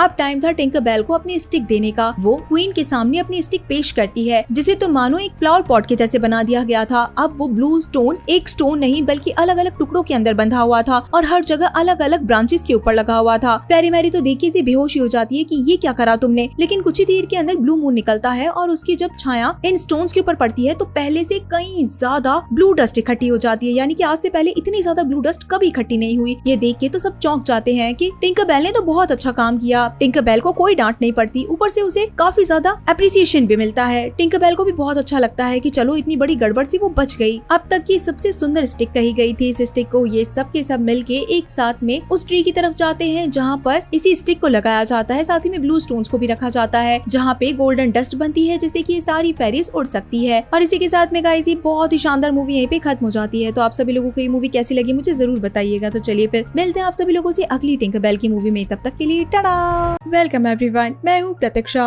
गाइस अभी टिंकरबेल की सीरीज चल रही है जिसके अंदर काफी सारी मूवीज ऑलरेडी हम देख चुके हैं। तो आज बारी है कि कैसा हो कि टिंकरबेल अगर एक इंसान से मिल जाए या फिर कह सके कि इंसान ने अगर किसी फेरी टेल को देख लिया है तो वो किस तरीके का बिहेव करेंगे। तो चलिए फिर बिना प्रतीक्षा कराए हम सभी चलते हैं टिंकरबेल के वर्ल्ड में, फेरी टेल वर्ल्ड में। मूवी के स्टार्टिंग में हम सारी फेरीलैंड की फेरीज को देखते हैं जो कि गर्मी की छुट्टियां मनाने के लिए अर्थ पे उतर आई थी, जहाँ पे सब घूम रही थी, बहुत एंजॉय कर रही थी। टिंकरबेल का एक फ्रेंड था जिसका नाम टेरेंस था। वो टिंकरबेल को कहता है ये तुम्हारी पहली छुट्टियां हैं, तो बताओ तुम्हें कैसा लग रहा है। टिंकरबेल को बहुत अच्छा लग रहा था इस दुनिया में आके, क्योंकि दुनिया की काफी सुंदर सुंदर चीजों को वो देख पा रही थी। फेरीज ऐसे किसी भी जगह पे नहीं रह सकती है, इसलिए इन सभी का एक फेरी कैंप होता है जहाँ पे ये इंसानों से छुप के आराम से कुछ दिन गर्मियों की छुट्टियां बिताते हैं। इस फेरी कैंप के अंदर आते ही टिंकरबेल को बहुत मजा आता है और वो हर किसी से मदद के लिए पूछने लगती है कि क्या मैं आपकी मदद करूँ, क्या मैं आपकी मदद करूँ। लेकिन कोई भी टिंकरबेल को अपना काम नहीं देता है, बल्कि उसे उल्टी सीधी नजरों से देखते हैं कि आखिर ये कौन है। जिसके बाद टेरेंस उसे गुड बाय कह के चला जाता है कि मैं तुम्हें कुछ दिन में वापस मिलता हूँ, मुझे और भी कुछ काम है। टिंकरबेल को हमेशा से पता था कि इस इंसानी दुनिया के अंदर आसपास इंसान जरूर होंगे और उसकी क्यूरियोसिटी उसे रोक नहीं पाई। वो इंसानों को देखने के लिए जाने ही वाली थी कि तभी विडिया करके एक फेरी है वो उसे रोक देती है और कहती है कि तुम वहाँ पे नहीं जा सकती, वहाँ पे इंसान है जो कि बहुत ज्यादा खतरनाक है। बाकी सारी फेरीज भी आती है और कहती है कि हम सब यहीं पे छुप के रहते हैं ताकि इंसान हमें नुकसान न पहुँचा सके। फॉन फेरी कलर्स किया करती थी, इसलिए वो एक बटरफ्लाई को कलर कर रही थी। लेकिन तभी यहाँ पे सारी फेरीज चिल्लाने लग जाती है एकदम से कि जल्दी से छुप जाओ। ये एक तरीके का अलार्म था क्योंकि कोई इंसान आसपास से गुजर रहा था। सारी फेरीज छुप जाती है, इसी चक्कर में फॉन फेरी से कलर गिर जाता है और उस बटरफ्लाई पे सिर्फ आधा कलर ही होता है। टिंकरबेल ने तो आज से पहले इंसान नहीं देखे थे। जहाँ पे सारी फेरीज छुप रही थी वहीं पे टिंकरबेल सीधा पत्तों से ऊपर निकल जाती है और वहाँ पे आती हुई एक गाड़ी देखती है जिसमें एक इंसान और एक छोटी सी बच्ची है। इस बच्ची का नाम लिजी है जो कि अपने फादर के साथ में अपने फार्म हाउस पे गर्मी की छुट्टियां बिताने के लिए आई थी। हम टिंकरबेल को देखते हैं जो कि इन इंसानों का पीछा करते हुए आसपास आ गई थी। इसी के साथ में हम लिजी को देखते हैं जो कि अपने फादर के साथ में बहुत खुश थी यहाँ पे आके, क्योंकि उसे ये घर बहुत पसंद था। जिसके बाद में हम टिंकरबेल को देखते हैं, वो अब इंसानों की कार के पास में आ गई थी। वीडियो भी यहाँ पे आ गई थी। टिंकरबेल बताती है कि कैसे ये घोड़ा गाड़ी नहीं होके इंसानों की बनी हुई टेक्नोलॉजी वाली गाड़ी है जो कि मशीन से चलती है। इसके अंदर बहुत सारी पावर लगती है। वो विडिया को सारी बात बताना चाहती थी, लेकिन विडिया यहाँ से जाना चाहती थी कि हम किसी भी वक्त किसी भी मुसीबत में पड़ सकते हैं, तुम्हें यहाँ से चलना चाहिए। टिंकरबेल को पता नहीं था कि अगर फ्यूल बटन को ऑन ऑफ करा जाए तो यहाँ से फ्यूल नीचे गिर सकता है। इसी चक्कर के अंदर विडिया पूरी गीली हो चुकी थी और अब वो उड़ भी नहीं सकती थी क्योंकि उसके पंख गीले हो गए थे। इसी वक्त यहाँ पे लिजी और उसके डैड आ जाते हैं। लिजी को वही बटरफ्लाई दिखती है जो कि आधी कलर हुई थी, इसलिए वो अपने फादर को कहती है। उसके फादर सामान उतार ही रहे थे और इस बटरफ्लाई को देख के कहते हैं कि मैंने अपनी लाइफ में काफी सारी बटरफ्लाई देखी और उन पे रिसर्च भी करा है, लेकिन ये बटरफ्लाई कुछ डिफरेंट है, इसलिए वो इस बटरफ्लाई को पकड़ लेते हैं। लिजी यहाँ पे कहती है कि जरूर फेरी ने इसे ऐसा कलर किया होगा, लेकिन यहाँ पे लिजी के डैड कहते हैं कि फेरी जैसी कोई चीज नहीं होती है और फेरी पे विश्वास मत किया करो। लिजी अपने डैड के साथ खेलना चाहती थी, लेकिन उसके डैड अपने कामों में इतना ज्यादा बिजी थे कि बैक टू बैक उनके शेड्यूल थे, इसलिए वो लिजी को कहते हैं कि तुम आज तो खेल लो अपने आप से, मैं कल पक्का तुम्हारे साथ जरूर खेलूंगा। इन दोनों के अंदर जाने के बाद में टिंकरबेल अब विडिया को कहती है कि चलो यहाँ से हम उड़ के चलते हैं, लेकिन विडिया के पंख गीले थे, इसलिए अब इन्हें पैदल चल के जाना पड़ता है। वो बहुत ज्यादा गुस्से में थी और टिंकरबेल पे हद से ज्यादा गुस्सा कर रही थी। टिंकरबेल भी कहती है कि कोई दिक्कत नहीं है, मैं तुम्हारे साथ पैदल पैदल चलूंगी, जिसके बाद ये जंगल के अंदर चले जाते हैं। जिसके बाद हम लिजी को देखते हैं, वो अपने घर के पास में फेरीज के लिए एक छोटा सा घर बना देती है क्योंकि उसे पता था कि ये फेरीज सच के अंदर होती है। जिसके बाद हम यहाँ पे टिंकरबेल और विडिया को देखते हैं। विडिया गुस्से के अंदर थी और बस बार बार में उड़ने की कोशिश कर रही थी और टिंकरबेल उसका दिमाग खा रही थी कार के बारे में बता के। इसी वक्त इन्हें टी शर्ट के बटन मिलते हैं जो कि बैक टू बैक आगे लगे हुए थे कि जैसे कोई रास्ता बना हुआ है। विडिया को कोई इंटरेस्ट नहीं आ रहा था इन बटन्स को इकट्ठा करने पे। कुछ ही देर आगे जाने पे इन्हें एक घर दिखाई देता है जो कि बहुत ही खूबसूरत घर था। पेरिस के अकॉर्डिंग तो परफेक्ट जगह थी, लेकिन विडिया को डर लगता है कि हम इसके अंदर फंस सकते हैं, लेकिन टिंकरबेल को लगता है कि ये तो बहुत वेलकमिंग सा घर है, देखो इस पे लिखा हुआ भी है कि वेलकम पेरिस, चलो इसके अंदर चलते हैं। और टिंकरबेल अंदर चली जाती है, चीजों को देखने लगती है। विडिया उसे कहती है कि चलो यहाँ से हम फंस सकते हैं, लेकिन जब टिंकरबेल बात नहीं मानती कि 2 मिनट रुक जाओ, बस 2 मिनट रुक जाओ, तो विडिया उसे डराने के लिए दरवाजा बंद कर देती है। टिंकरबेल को पहले तो डर नहीं लगता, उसे लगता है कि विडिया बाहर खड़ी और वही मस्ती कर रही है, लेकिन इसी वक्त यहाँ पे लिजी आ जाती है। अब इंसान को देख के विडिया बहुत जोर से डर जाती है, दरवाजा खोलने की बहुत कोशिश करती है, लेकिन नहीं खुलने पे वो खुद छुप जाती है और सच में दरवाजा बंद हो गया था। टिंकरबेल अंदर रह जाती है। अब काफी देर हो चुकी थी, गेट नहीं खुलता, तब टिंकरबेल को टेंशन होने लगती है और वो जोर जोर से गेट को खड़काने लगती है। लिजी आके देखती है कि उसका छोटा सा फेरी वाला घर हिल क्यों रहा है। वो उसमें आग डाल के देखती है और फेरी भी टिंकरबेल इस आग को देख के बुरी तरीके से डर जाती है। अब लिजी को पहली बार लगा था कि उसने किसी फेरी को पकड़ लिया है, इसलिए वो इस घर को अपने साथ उठा के अपने घर की तरफ ले जाती है। विडिया भी पीछे पीछे ही आती है। अब यहाँ पे हम लिजी को देखते हैं जो कि अपने फादर को आके दिखाती है कि देखो मैंने एक फेरी को पकड़ा है, जल्दी इसमें देखो, लेकिन उसके फादर काम कर रहे थे और बहुत ज्यादा बिजी थे। इसी के साथ में उन्होंने उस बटरफ्लाई को भी पकड़ लिया था, तो लिजी को लगता है कि अभी यहाँ से चलना चाहिए। उन्होंने अगर बटरफ्लाई को पकड़ लिया तो जरूर वो फेरी को भी पकड़ लेंगे। तो लिजी अपने इस छोटे से घर को लेके अपने कमरे में चली जाती है। लिजी कमरे में आने के बाद दरवाजा खोल देती है और फटाफट से टिंकरबेल उड़ के इधर उधर भागने की कोशिश करती है। वो हर तरीके से बाहर निकलने की कोशिश करती है, लेकिन दरवाजे बंद थे, इसलिए वो कहीं नहीं जा पाई और थक हार के नीचे गिर जाती है। तभी लिजी की कैट उसे देख लेती है और खाने के लिए भागती है, लेकिन लिजी इसी वक्त टिंकरबेल की जान बचाने के लिए उसे पिंजरे के अंदर डाल देती है ताकि उसकी कैट उसके ऊपर अटैक ना करे। टिंकरबेल उस दरवाजे को खोलने की बहुत कोशिश करती है, केज को ओपन करने की सारी कोशिशें करती है, लेकिन फिर भी वो केज ओपन नहीं होता है। यहाँ पे हम विडिया को देखते हैं जो कि काफी बारिश के अंदर अपनी सारी फेरीज के पास पहुंचती है और बताती है कि कैसे टिंकरबेल पकड़ी गई है, उसे इंसानों ने पकड़ लिया है। वो एक ऐसे घर में चली गई थी जो कि इंसानों ने बनाया था। सारी फेरीज पूछती भी हैं कि आखिर ऐसा कैसे हो गया। तब यहाँ पे विडिया सारी स्टोरी बताती है कि वो एक इंसानों वाले बने हुए घर के अंदर चली गई जिसका दरवाजा बंद हो गया, हमें उसकी जान बचाने के लिए जाना पड़ेगा, लेकिन बाहर काफी तेज बारिश थी जिसमें ये आराम से सब गीले हो सकते थे और अगर गीले हो गए तो कभी उड़ भी नहीं पाएंगे। इतनी तेज बारिश में कोई भी नहीं उड़ सकता था। हर फेरी अपना अपना अंदाजा लगाती है कि बारिश में काफी टाइम है, इसी के साथ में सारे मैदान भर गए हैं, तो कुछ भी हो जाए ये उड़ के या फिर चल के बिल्कुल नहीं जा सकते, इसलिए इन्हें एक बोट बनानी पड़ेगी। 2 लकड़ियों को जोड़ के, पत्तों को ढक के, काफी सारा सामान लेके ये सारी फेरीज एक साथ में एक बोट बना के सीधा पानी के अंदर उतर जाते हैं। अगली सुबह टिंकरबेल के पास में वापस से लिजी आती है। टिंकरबेल काफी ज्यादा डरी हुई थी, लेकिन लिजी उसे शांत करने की कोशिश करती है कि तुम बिल्कुल मत डरो, तुम बहुत अच्छी हो, मैं हमेशा से तुम्हें देखना चाहती थी, मैं तुम्हें बिल्कुल भी नुकसान नहीं पहुंचाऊंगी, तुम्हें भूख लगी होगी, लो खाना खा लो। वो टिंकरबेल को एक छोटा सा बिस्किट का टुकड़ा भी देती है, लेकिन टिंकरबेल बिल्कुल भी नहीं खाती है। ऐसा बिहेव करती है कि अगर उसे बाहर निकाल दिया जाएगा तो वो कहीं नहीं भागेगी। जैसे ही लिजी उसे बाहर निकालती है तो दरवाजे फिर से बंद थे, कहीं भी टिंकरबेल उड़ के नहीं जा सकती थी। वो फिर से घर के अंदर फंस जाती है। अब लिजी उसे सब कुछ बताने लगती है कि तुम प्लीज मत डरो, मैं तुमसे सच में बहुत ज्यादा प्यार करती हूँ। वो फेरी से रिलेटेड काफी सारी चीजें बताती है, हर जगह उनकी बनी हुई फोटो। इसी के साथ में उसने फेरीज के लिए एक छोटा सा घर भी बनाया है जहाँ पे हर छोटी छोटी सी चीजें फेरीज के लिए है। अब टिंकरबेल उस पर बिलीव करती है, नीचे उतरती है, उस छोटे से घर के अंदर घूमती है और उसमें काफी सारे सामान रखे थे जो बिल्कुल फेरी जितने छोटे छोटे ही थे। लिजी को बहुत सारे क्वेश्चंस के आंसर चाहिए थे कि क्या फेरी से सच में बटरफ्लाई को पेंट करती है, और टिंकरबेल अपना सर हिला के कहती है कि हाँ बिल्कुल, बटरफ्लाईज को यही लोग पेंट करते हैं। यह आपस में एक दूसरे की आवाज नहीं सुन सकते थे क्योंकि टिंकरबेल की आवाज बहुत ज्यादा धीरे थी, इसलिए अब ये दोनों इशारों के अंदर काफी सारी बातें करते हैं, एक दूसरे के नाम पूछते हैं, घरों के बारे में बताते हैं। अब इन दोनों की दोस्ती हो चुकी थी और तभी यहाँ पे लिजी के फादर आ जाते हैं, जो कि लिजी से पूछते हैं कि यहाँ पे किस चीज की आवाज आ रही है, जहाँ पे लिजी कहती है कि मैं बस खेल रही थी और कुछ भी नहीं। जाने से पहले लिजी के फादर उसके लिए काफी सारी बुक्स लेकर आए थे, जिसके अंदर काफी सारी कहानियां लिखी थी और इसी के साथ में वो किसी चीज के ऊपर रिसर्च करके चीजों को लिख भी सकती है। जहाँ पे लिजी कहती है कि क्या आप मुझे किसी फेरी से जुड़ी हुई बुक दे सकते हैं, जहाँ पे फिर से उसके फादर कहते हैं कि फेरी वेरी जैसी कोई चीज नहीं होती, तुम यहाँ के आसपास की चीजों के ऊपर काफी सारी चीजें लिख सकती हो, और वो बुक्स रख के चले जाते हैं। अब टिंकरबेल यहाँ पे लिजी को कहती है कि मुझे तुम्हारा सारा कलेक्शन, सारी चीजें बहुत अच्छी लगी है, लेकिन अब मुझे जाना चाहिए। इसलिए लिजी को थोड़ा बुरा तो लगता है, लेकिन फिर भी वो सारे दरवाजे खोल देती है। विंडो ओपन होते ही टिंकरबेल बाहर तो आती है, लेकिन बहुत तेज बारिश थी जिसके अंदर वो नहीं उड़ सकती थी, उसके पंख गीले हो जाते, जिसपे लिजी कहती है कि प्लीज तुम तब तक रुक जाओ जब तक बारिश ना बंद हो, उसके बाद तुम चली जाना। जब सारी फेरीज अपनी नाव के अंदर बैठ के तेज तूफानों के अंदर बारिश में आगे बढ़ते जा रहे थे, तो इन्हें एक इंसानों वाली गाड़ी दिखती है, जिसे विडिया देख के कहती है कि मैंने इसे पहले भी देखा है, यानी कि हम बिल्कुल सही रास्ते पे हैं। यहाँ पे टिंकरबेल अब लिजी की बनाई हुई चीजों को आराम से देखती है, एक एक चीज को बहुत अच्छे से देखती है। इसी के साथ में अब लिजी टिंकरबेल के बारे में सब कुछ जानना चाहती, यानी कि फेरीलैंड से जुड़ी हुई चीजों को। इसलिए अब टिंकरबेल अपनी काफी सारी चीजें उसे बताती है और लिजी उन सब चीजों को अपनी नोटबुक में नोट करती जाती है। दूसरी तरफ हम बाकी सारी फेरीज को देखते हैं जो कि सही रास्ते पे जा रहे थे, लेकिन तभी फॉन ऊपर चढ़ती है और उसे लगता है कि शायद रास्ता देखना चाहिए, लेकिन तभी उसे पता चलता है कि ये तो सब एक बहुत बड़े झरने के अंदर गिरने वाले हैं। असल के अंदर बस ये एक छोटा सा नाला था, लेकिन इन सब फेरीज के लिए तो एक बहुत बड़ा झरना था। सब अपनी अपनी नाव को मोड़ने की कोशिश करते हैं, लेकिन फिर भी ये इस झरने से नीचे उतर ही जाते हैं, ऑलमोस्ट गिरने ही वाले थे। लेकिन तभी एक फेरी ने अपने पावर्स का इस्तेमाल किया और इस बोट को इस तरीके से नीचे उतारा कि ये सब बिना एक्सीडेंट हुए ही आराम से नीचे उतर जाते हैं। इसी वक्त यहाँ पे क्लांग को एक बटन मिलता है जो कि इंसानी शर्ट का बटन था। तभी विडिया को याद आता है यही तो टिंकरबेल उठा रही थी, बिल्कुल रास्ता यहीं से होना चाहिए। और उसके बाद वो बाकी सारी फेरीज को यहीं से आगे लेके जाने लगती है, जिसके बाद अब बारिश रुक चुकी थी। इसलिए लिजी टिंकरबेल को कहती है ये देखो बारिश रुक गई है, तुम अब यहाँ से आराम से जा सकती हो। इसलिए वो टिंकरबेल के लिए एक छाता भी बना देती है ताकि बीच में बारिश आए तो टिंकरबेल गीली ना हो। टिंकरबेल जाने से पहले लिजी को अच्छे से गुड बाय करती है, उसे गले लगाती है और यहाँ से चली जाती है, जिसके बाद लिजी काफी ज्यादा इमोशनल हो जाती है। लिजी यहाँ पे अपने फादर के पास जाती है अपनी सारी इकट्ठी हुई नॉलेज को दिखाने के लिए, लेकिन इस वक्त लिजी के फादर बारिश से आने वाले पानी को रोकने की कोशिश कर रहे थे और बहुत ज्यादा बिजी थे, इसलिए वो लिजी की बात नहीं सुनते हैं। ये सारी चीजें टिंकरबेल भी देख लेती है कि कैसे लिजी अपने फादर के साथ टाइम स्पेंड करना चाहती है, लेकिन उसके फादर कभी उसके साथ टाइम स्पेंड करते ही नहीं है। लिजी इसी चक्कर में उदास होकर सो जाती है, लेकिन तभी यहाँ पे टिंकरबेल आ जाती है उसे वापस से मिलने के लिए। लिजी टिंकरबेल को देख के बहुत खुश हो जाती है और कहती भी है कि देखो मेरे फादर कभी भी मेरे साथ टाइम स्पेंड नहीं करते। इसी वक्त बाकी सारी फेरीज जो कि अब पैदल चलते चलते आगे की तरफ जा रही थी, पानी होने की वजह से कीचड़ में फंसती जा रही थी। विडिया यहाँ पे थोड़ी सी ज्यादा डीप कीचड़ के अंदर फंस जाती है, तो सारी फेरीज उसे निकालने की कोशिश कर रही थी। तभी एक तेज गाड़ी इनकी तरफ आ रही थी और शायद ये सारी फेरीज मर जाती, लेकिन तभी एक फेरी ने अपनी पावर से रोशनी डाल दी ड्राइवर की आंखों में, जिससे कि ड्राइवर ने अपनी गाड़ी घुमा दी और ये सारी फेरीज मरने से बच गई। इसीलिए यहाँ पे ड्राइवर भी नीचे उतर के आ गया चीजों को देखने के लिए कि आखिर आगे सामने था क्या। पॉन को तभी यहाँ आइडिया आता है कि क्यों ना इसी ड्राइवर की शूलेस को पकड़ लेना चाहिए, जैसे वो पैर बाहर निकालेगा तो हम सब भी निकल जाएंगे। सारी फेरी शूलेस को पकड़ लेती है और जैसे ड्राइवर पैर बाहर निकालता है तो फेरीज इसी की मदद से उड़ के सीधा जंगल के अंदर चली जाती है और फटाफट से छुप जाती है। यहाँ हम लिजी और टिंकरबेल को देखते हैं, दोनों आपस में चाय पीते हैं, बहुत सारी बातें करते हैं और लिजी सो जाती है। टिंकरबेल लिजी की मदद करना चाहती थी, इसलिए अब पूरे घर के अंदर टपकते हुए पानी को टिंकरबेल ने बंद कर दिया था एक पाइप की मदद से, ताकि टपकते हुआ पानी सारी एक जगह पे इकट्ठी हो जाए। टिंकरबेल को वही तितली दिखाई देती है जो कि इनके यहाँ से पेंट होके निकली थी। टिंकरबेल उसकी भी मदद करती है और उसे आजाद कर देती है, जिसके बाद कुछ ही देर के अंदर टिंकरबेल लिजी को उठाने लगती है कि उठो उठो जल्दी देखो, क्योंकि लिजी के फादर यहाँ पे कमरे के अंदर आ चुके थे। लिजी के फादर पूरे घर को देखते हैं जहाँ से बिल्कुल भी पानी नहीं टपक रहा था। इसका मतलब है कि अब वो लिजी के साथ में टाइम स्पेंड कर सकते हैं। लिजी को पता था कि ये सारी चीजें जरूर टिंकरबेल ने करी है ताकि उसकी वो मदद कर सके। टिंकरबेल तो कमरे के अंदर बस छुपी हुई थी ताकि कोई उसे देख न सके, लेकिन तभी लिजी अपने फादर को कमरे से बाहर भेज देती है। तो टिंकरबेल कहती है कि ये क्या करा तुमने, तुम्हें तो कहती हो कि तुम्हें अपने फादर के साथ में खेलना है, तो फिर आखिर तुम खेली क्यों नहीं। इसलिए लिजी अब सोचती है कि टिंकरबेल के कहने पे उसे अपने फादर के पास एक बार और जाना चाहिए अपनी डायरी को लेके। लिजी जाती है अपने फादर के पास में डायरी लेके, लेकिन तब तो लिजी के फादर और ज्यादा भड़क जाते हैं क्योंकि अब उनके पास अपने बॉटल के अंदर रखी हुई तितली गायब हो चुकी थी। उन्हें लगा था कि सब कुछ लिजी ने करा है, क्योंकि घर के अंदर ये दो ही जने हैं, अगर लिजी ने नहीं निकाली तो और किसने निकाली। लिजी मना करती है कि नहीं मैंने ऐसा नहीं किया है, मैंने उस बटरफ्लाई को बाहर नहीं निकाला है, यहाँ पे हमारे साथ एक फेरी रहती है जिसका नाम टिंकरबेल है, ये उसने किया है। फिर से उसके फादर गुस्सा हो जाते हैं और लिजी को कहते हैं कि फालतू बातें बंद करो और अपने कमरे में चली जाओ। लिजी रो धो के अपने कमरे में चली जाती है। यहाँ पे बाकी सारी फेरीज अब टिंकरबेल को ढूंढने के लिए आगे बढ़ रही थी और रास्ते में ये भी सोचती है कि टिंकरबेल जो कि इतनी स्मार्ट है और इतनी ज्यादा होशियार है, आखिर उसे कौन पकड़ सकता है। तभी विडिया यहाँ पे रोती रोती कहती है कि सब कुछ उसकी गलती के कारण हुआ है, उसी ने ही टिंकरबेल को उस घर के अंदर बंद किया था। अगर वो कभी उसे बंद नहीं करती तो शायद टिंकरबेल आज इन सब लोगों के साथ में होती। तभी सारी फेरीज उसे कहती है कि ठीक है, अब जो भी हो गया सो हो गया, तुमने अपनी गलती को सुधारने का सारा काम कर लिया है, हमें बस टिंकरबेल की जान बचानी और उसे बाहर निकालना है। यहाँ क्लांक जिसके बाद पत्थरों के ऊपर चढ़ के देखता है कि आखिर अब इन्हें और कितनी दूर चलना है, लेकिन तभी इन्हें घर दिखाई देता है, इंसानों का घर। इन्हें समझ में आ जाता है कि अब टिंकरबेल और ज्यादा दूर नहीं है। इसी के साथ हम लिज़ी को देखते हैं जो कि बहुत ज्यादा उदास थी। टिंकरबेल उसके पास जाके बैठ जाती है। लिज़ी कहती है कि मैं कुछ भी कहूँ लेकिन मेरे फादर मुझे डांट देते हैं, वो मेरी किसी भी बात पे विश्वास नहीं कर रहे हैं। तभी वो अपनी बुक खोलती है और कहती है कि काश मैं भी तुम्हारे जैसे उड़ सकती थी तो मैं भी हर जगह घूम पाती। अब टिंकरबेल को लगता है कि लिज़ी का मूड इतना ज्यादा खराब है, इसलिए वो उसके ऊपर स्टार डस्ट डाल देती है, जिससे कि अब लिज़ी भी हवा के अंदर उड़ने लगी थी और धीरे धीरे करके तो उसे उड़ना भी आ गया था। लिज़ी को बहुत मजे आ रहे थे। इसी वक्त हम देखते हैं बाकी सारी फेरीज घर के अंदर घुस चुकी थी। अंदर आते आते विडिया सब बताती है कि घर के अंदर एक छोटी सी लड़की है, उसी के साथ उसके फादर भी है, लेकिन जो सबसे खतरनाक चीज है वो एक बिल्ला है जो कि इस घर के अंदर घूमता रहता है और हमें उससे ही सावधान रहना है। लेकिन इन्हें नहीं पता था कि वो बिल्ला बिल्कुल इनके आसपास ही और इन फेरीज को देखते ही इनके ऊपर अटैक कर देता है। सारी फेरीज इधर उधर बचने की बहुत कोशिश करती है। अब यहाँ पे फेरीज इधर उधर भाग रही थी क्योंकि ये सब एक किचन के अंदर थे। क्लांक को ऑलमोस्ट एक कैट पकड़ने ही वाला था कि तभी उसके ऊपर से काफी सारे स्टार डस्ट इन बर्तनों के ऊपर गिर जाती है और बर्तन हवा के अंदर उड़ने लगते हैं। इसलिए अब ये सारी फेरीज बर्तनों के ऊपर जंप कर करके आगे जाने लगते हैं। लेकिन तभी ये बिल्ला भी इन्हीं बर्तनों के ऊपर जंप करके हवा के अंदर उड़ रहा था ताकि वो फेरीज को पकड़ ले और खा ले। अब इन बर्तनों के गिरने की आवाज सीधा लिज़ी के फादर को आती है, तो वो सोचते हैं कि आखिर हो क्या रहा है, किस चीजों की आवाज आ रही है। उन्हें लगता है कि ये सारा शोर जरूर लिज़ी मचा रही है, इसलिए वो लिज़ी के कमरे के अंदर आते हैं जहाँ पे लिज़ी सच के अंदर हवा में उड़ रही थी। लिज़ी फटाफट से नीचे उतर जाती है। तभी उसके फादर कहते हैं कि ये क्या करा है तुमने कमरे में, पूरा का पूरा तूफान आ रखा है, तुम कर क्या रही थी और ये ऊपर सीलिंग पे तुम्हारे पैरों के निशान कैसे आए, तुम वहाँ पे कैसे चढ़ी, तुम मुझे सब कुछ सच सच बताओ कि आखिर कर क्या रही हो। लिज़ी कहती है कि मैं आपको बताऊंगी लेकिन आप विश्वास नहीं कर पाएंगे, मेरे साथ एक फेरी रहती है और ये सब उसी की वजह से हुआ है, मैं हवा में उड़ पा रही हूँ। जिसकी बात तो उसके फादर बहुत भयंकर गुस्से में आ जाते कि तुम्हारा दिमाग खराब हो गया है, हर वक्त बस फेरी फेरी की बात करती रहती हूँ, फेरी जैसी कोई चीज नहीं होती है। लिज़ी कहती है कि ये सब कुछ सच है, आप मेरी बात पे विश्वास क्यों नहीं करते। जिसके बाद वो अपनी डायरी पे दिखाती है। उसके फादर कहते हैं कि ये बुक मैंने तुम्हें बहुत इंपॉर्टेंट चीजें लिखने के लिए कही थी कि तुम अपना एक्सपीरियंस लिखो, ये सब फालतू की चीजें तुम क्या लिख रही हो इसमें मनगढ़ंत। उसके फादर अब लिज़ी के दिमाग से इस फेरी का भूत उतारना चाहते थे, इसलिए वो सारी चीजों को यहाँ से हटाने लगते हैं जितनी भी उसने पेंटिंग ड्राइंग बनाई थी। लिज़ी अपने फादर को रोकने लगती है कि आप ऐसा मत करिए। अब तो टिंकरबेल को बहुत ज्यादा गुस्सा आ जाता है और वो सामने आ जाती है गुस्से के अंदर भनभनाती हुई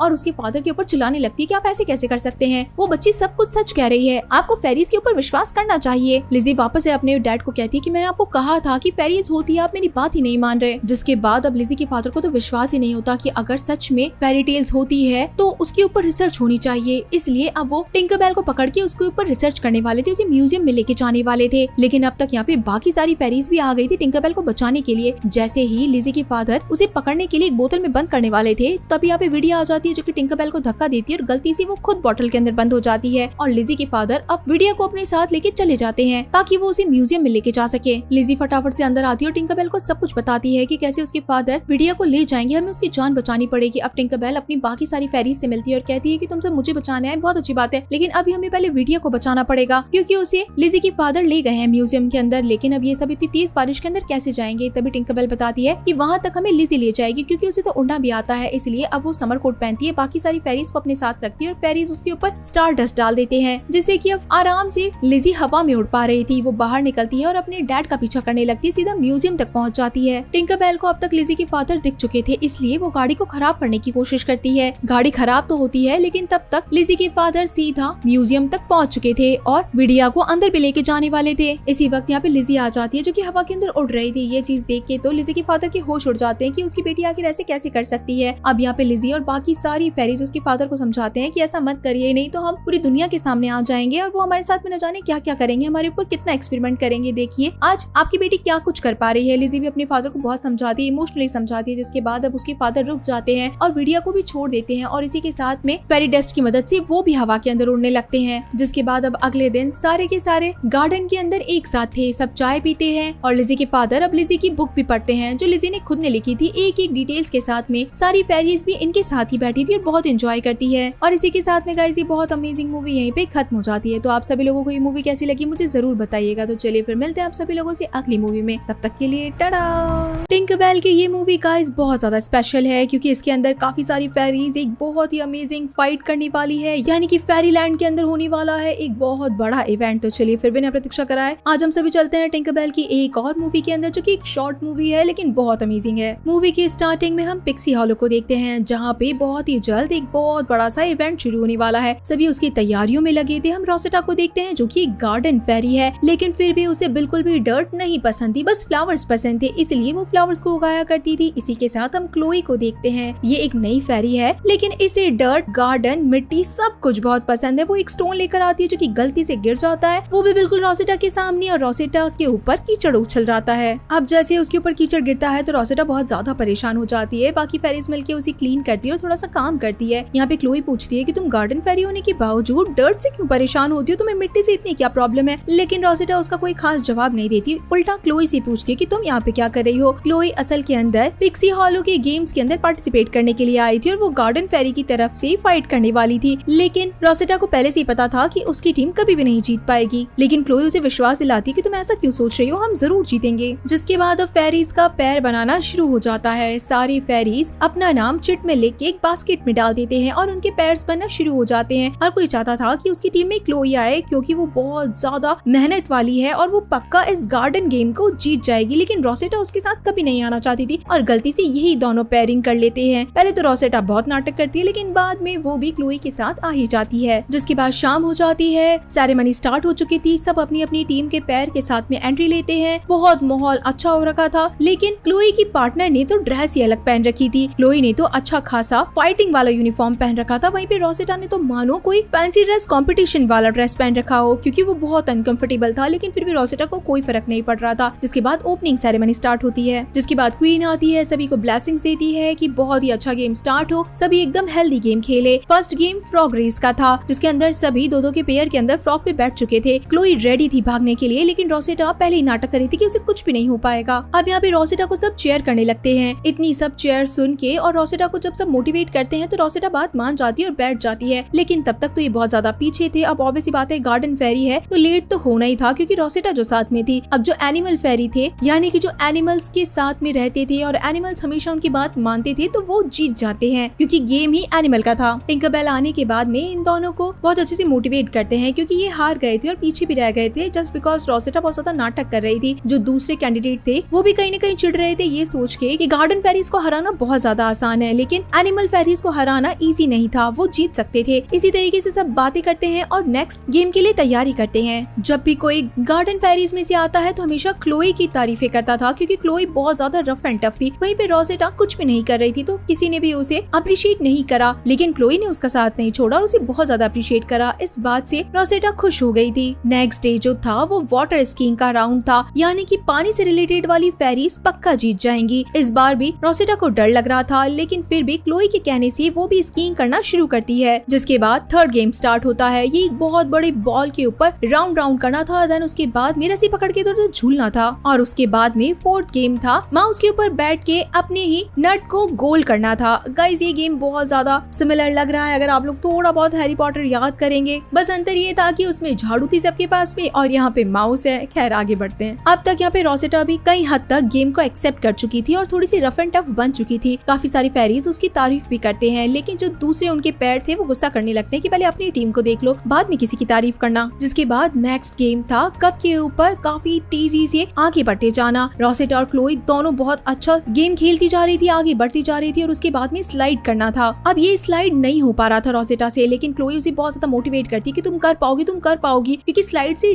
लग भी सकती थी। इसलिए रोसेटा की धीरे धीरे आने के चक्कर में ये लोग हार जाते हैं और दूसरी टीम जीत जाती है, जो कि इनका बहुत ज्यादा मजाक उड़ाती है। अब जब सब रोसेटा का इतना मजाक उड़ाते हैं तो कहीं ना कहीं क्लोई को भी बहुत ज्यादा बुरा लगता है और उसे समझ में आ चुका था कि ये पक्का कभी नहीं जीतेंगे। ये बात रोसेटा को समझ में आ गई थी कि उसकी वजह से अगर ये गेम हारते जा रहे हैं तो उसको खुद के अंदर चेंजेस करने पड़ेंगे। और अब यहाँ पे रोसेटा खुद को पूरी तरीके से तैयार कर लेती है, खुद का ड्रेस चेंज कर लेती है, एकदम रफ एंड टफ वाले हेयर स्टाइल बना लेती है और बहुत अच्छी तरीके से रेडी होके गेम को प्ले करने के लिए पहुंच जाती है क्लोई के साथ में पैर करने के लिए। क्लोई बहुत खुश होती है और रोसेटा को देख के कहती है कि तुम फाइनली गेम को जीतने वाली हो। और अब यहाँ पे रोसेटा कहती है कि देरी मत करो, आओ हमें गेम के लिए चलना है। टिंकरबेल ने ही इनका कार्ड बनाया था, क्योंकि टिंकर फेरीज का काम ही नए नए इनोवेशन करना है, नई नई चीजों को बनाना है। वो भी रोसेटा को इतना बदला हुआ देख के बहुत खुश पूछती है और उसकी तारीफ भी करती है। फाइनल राउंड होने वाला था जिसके सारे रूल्स फेरीज को समझा दिए गए थे। रोसेटा और क्लोई दोनों ही अपने कार्ट पे बैठ के निकल चुके थे। रेस स्टार्ट हो चुकी थी। सारी फेरीज इधर उधर गिरती जा रही थी क्योंकि किसी को शॉर्टकट लेना था तो किसी को जल्दी पहुंचना था। स्टोन फेरीज आगे थी क्योंकि कुछ फेरी की कार्ट पानी के अंदर डूब गई थी तो कुछ फेरी जंगल के अंदर बढ़ गए थे। स्टोन फेरीज के बिल्कुल पीछे रोसेटा और क्लोई थे।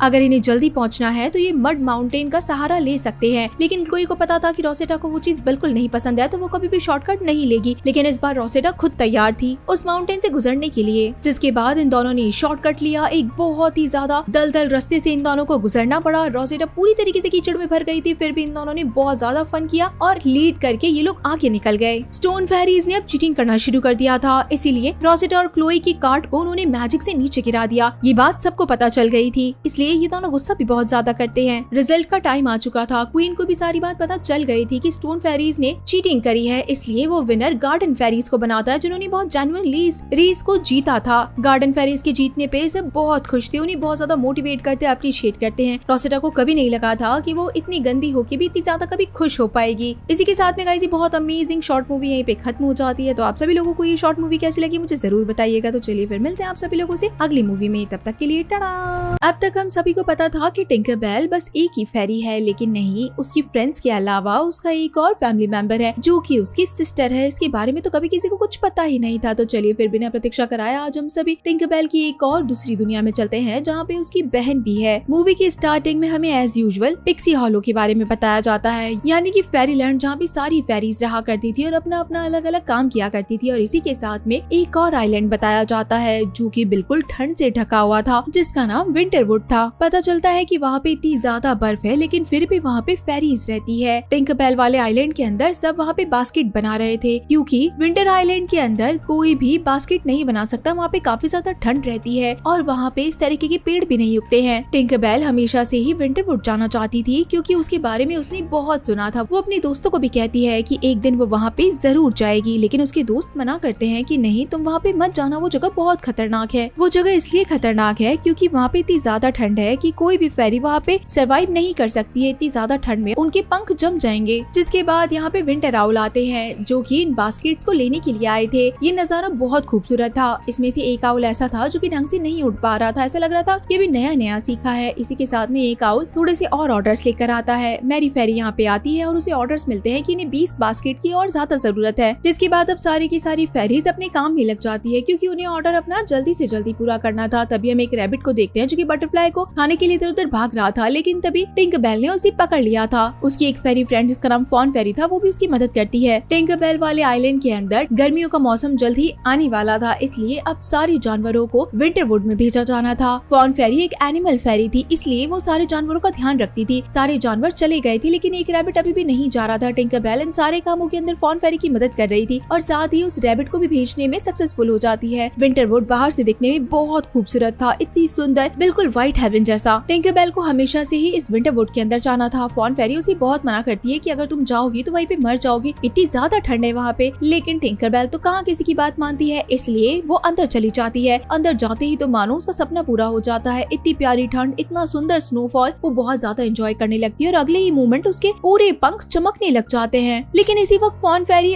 उसे एक फंदा डाल के वापस ही बुला लेती है कि तुम्हारा दिमाग खराब हो गया है क्या, तुम क्या करने गई थी वहाँ पे। टिंकरबेल आके अपना सारा एक्सपीरियंस बताती है और इसी के साथ में फॉन फेरी को ये भी बताती है कि अंदर जाते उसके पंख चमकने लगे थे। लेकिन फॉन फेरी उसकी बातों पे विश्वास नहीं करती और ये सोचती है कि इसका दिमाग खराब हो गया है, हमें इसे डॉक्टर के पास लेके जाना चाहिए। इसलिए अब सारी की सारी फेरीज फ्रेंड मिलके टिंकरबेल को डॉक्टर के पास लेके जाती है। लेकिन पंख चेक करने पे पता चलता है कि टिंकरबेल और उसके पंख दोनों बिल्कुल ठीक है। सबको थोड़ा अच्छा फील होता है। जिसके बाद टिंकरबेल बाकी सारी फेरीज को भी अपने साथ विंटरवुड में चलने के लिए कहती है और ये भी कहती है कि तुम मेरी बात का विश्वास क्यों नहीं करती, सच में मेरे पंख चमकने लगे थे। जिसके बाद अब टिंकरबेल को खुद पता लगाना था कि आखिर उसके साथ में ये क्या हुआ था। इसलिए अब वो खुद ही लाइब्रेरी चली जाती है और अलग अलग तरीके की बुक्स पढ़ने लगती है। वहाँ पे बहुत सारी मैजिकल बुक्स थी। एक विंग, एक बटरफ्लाई शेप की बुक थी जो कि हवा के अंदर उड़ रही थी और वही टिंकरबेल को समझ में आ जाता है कि जरूर उसका क्वेश्चन का आंसर इस बुक में होगा। जैसे वो बुक खोलती है तो वहाँ पे कुछ पेजेस गायब थे शायद जिसके अंदर आंसर लिखे थे, लेकिन वहाँ पे पेज वॉर्म जो कि बहुत बड़ा सा वॉर्म था वो पेजेस को खा चुका था। तो टिंकरबेल को अपना आंसर मिलता ही नहीं है। तभी यहाँ पे लाइब्रेरियन आता है और कहता है कि अगर तुम्हें अपने सवालों के जवाब चाहिए तो तुम बुक के ऑथर के पास में जा सकती हो, लेकिन बुक के ऑथर तो विंटरवुड में रहते हैं, वहाँ पे जाना थोड़ा आसान नहीं है। लेकिन तुम्हें तुम्हारे हमारे सवालों के जवाब जरूर मिल जाएंगे।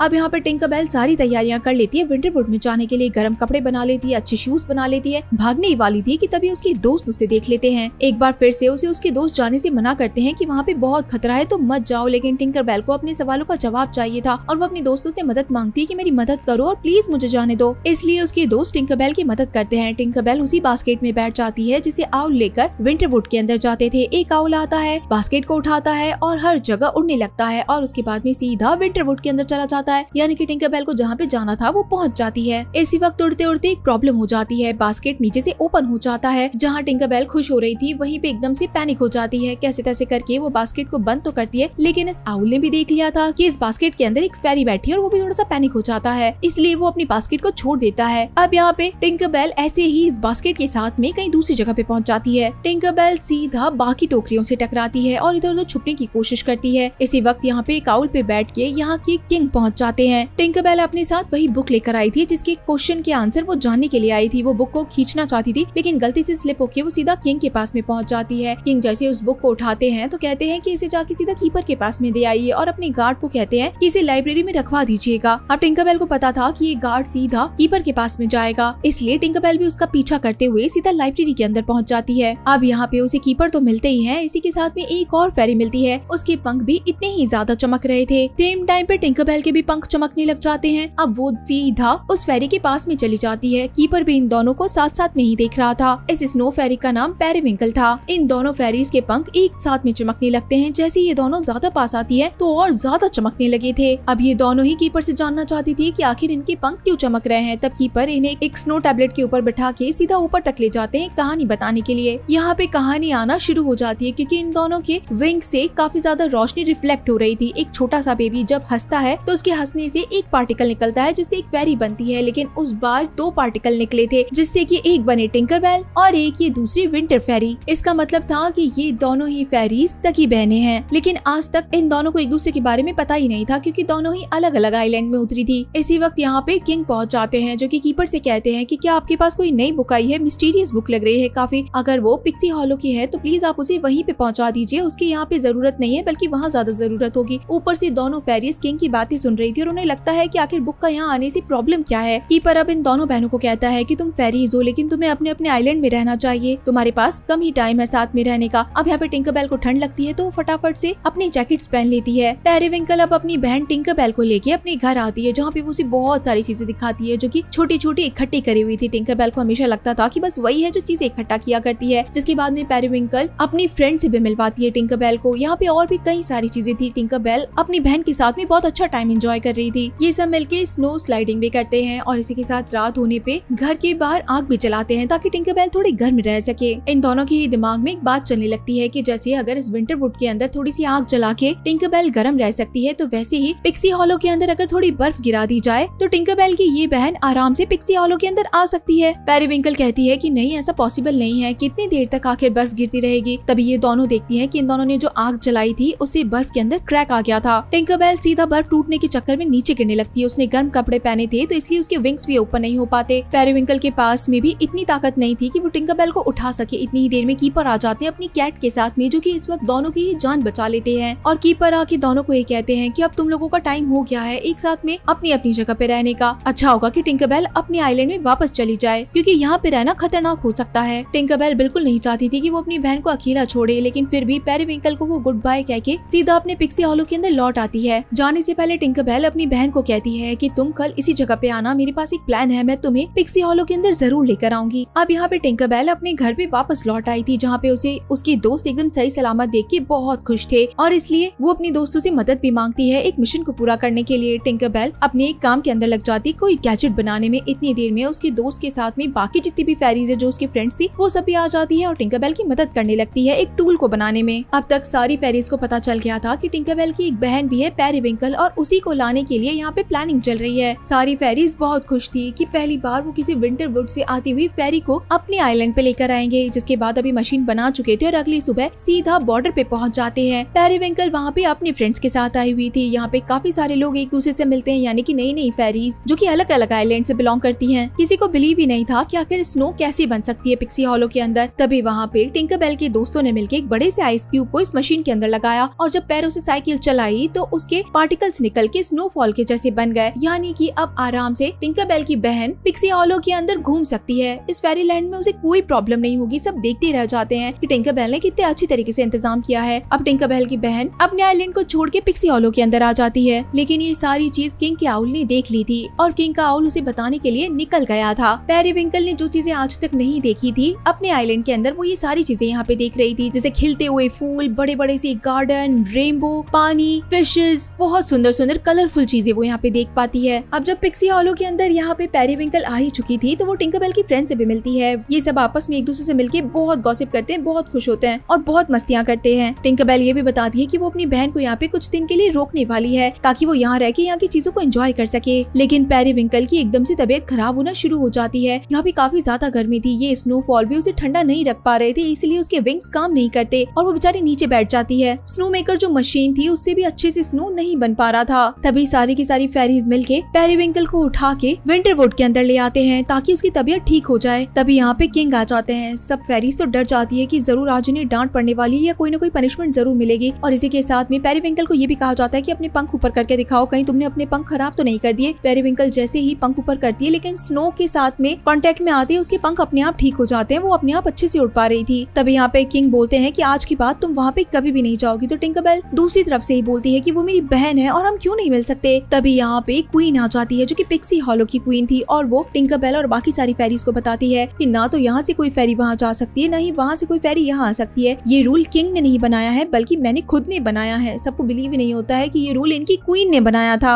अब दोनों बहनें अलग होने से पहले आखिरी बार गले मिलती है। इस मशीन को डिस्ट्रॉय करने के लिए किंग ऑर्डर दे देते हैं, इसलिए ये आउल इस मशीन को सीधा पानी के अंदर गिरा देता है, लेकिन ये मशीन जाके एक जगह अटक जाती है और वहाँ पे स्टार्ट हो जाती है, और वहाँ पे बर्फ भी काफी ज्यादा थी। इसी चक्कर के अंदर बर्फ का एक बहुत बड़ा स्नोफॉल वाला तूफान बनता जाता है, जिसके बाद क्वीन अब अपने साथ में टिंकरबेल को ले आती है और वजह बताती है कि आखिर कोई भी फेरी विंटरवुड में क्यों नहीं जा सकती। काफी सालों पहले इन दोनों आइलैंड की एक एक फेरी को आपस में एक दूसरे से बहुत ज्यादा प्यार हो गया। दोनों चाहते थे कि वो बॉर्डर पे ही रहे और अपनी लाइफ अच्छे से जिए, लेकिन कुछ टाइम रहने के बाद में ही इनमें से एक फेरी का पंख टूट गया, जस्ट बिकॉज कि वहाँ का मौसम ठीक नहीं था, और पंख टूटने के बाद में किसी ने उसका ध्यान भी नहीं रखा, जिसके बाद वो फेरी कभी नहीं उड़ पाया। इसलिए ये किसी और के साथ ना हो, किसी और फेरी के पंख न टूटे, यहाँ पे इतना बड़ा रूल बना दिया गया कि कोई भी फेरी इधर से उधर नहीं आ जा सकती। सेम टाइम पे हम किंग को भी देखते हैं, वो भी यही कहानी पेरीविंकल को बताते हैं, इसलिए पेरीविंकल को भी समझ में आ जाता है कि आखिर किंग और क्वीन ने मिलकर डिसीजन क्यों लिया होगा। तभी यहाँ पे क्वीन और बाकी सारी फेरीज को पता चलता है कि एक बहुत बड़ी मशीन से बर्फ का तूफान बनता जा रहा है, इसलिए क्वीन और काफी सारी फेरीज मिलकर सीधा उसी जगह पे पहुंच जाते हैं जहाँ पे वो स्नो मेकर मशीन फंस गई थी। सब लोगों ने दम लगाया, उस मशीन को तो वहाँ से हटा दिया, लेकिन तब तक काफी देर हो चुकी थी। एक इतना बड़ा स्नो का बवंडर बन गया था कि पिक्सी हॉलो जो कि एक नॉर्मल आइलैंड था वो बर्फ की चादर के अंदर ढक गया। सारे पेड़ ठंड से जमने लगे, सारे की सारी फेरीज को बहुत बुरी तरीके से ठंड लगने लग गई। इनका जो सबसे बड़ा ट्री है जो कि पिक्सी डस्ट का ट्री है, अगर वही कवर हो गया बर्फ से तो शायद इनमें से कोई भी फेरी उड़ नहीं पाएगी कभी। इसलिए अब सबसे पहले करके धीरे धीरे जानवरों को यहाँ से भेजा जा रहा था, सबको सेफ जगह पे पहुंचाया जा रहा था। टिंकरबेल जैसे ही अपने घर आती है तो वहाँ पे एक फ्लावर को देखती है जो कि बिल्कुल ठीक था और बर्फ के अंदर जमा हुआ था। टिंकरबेल को समझ में आ जाता है कि अगर किसी भी चीज के ऊपर बर्फ की कोटिंग कर दी जाएगी तो वो चीज खराब नहीं होगी बल्कि बिल्कुल ठीक रहेगी। वो ये बात जाके बाकी सारी फेरीज को बताती है। टिंकरबेल ये बात अपनी बहन को बताना चाहती थी, इसलिए वो सबसे पहले तो विंटरवुड के अंदर जाती है, लेकिन वहाँ जाने से पहले ही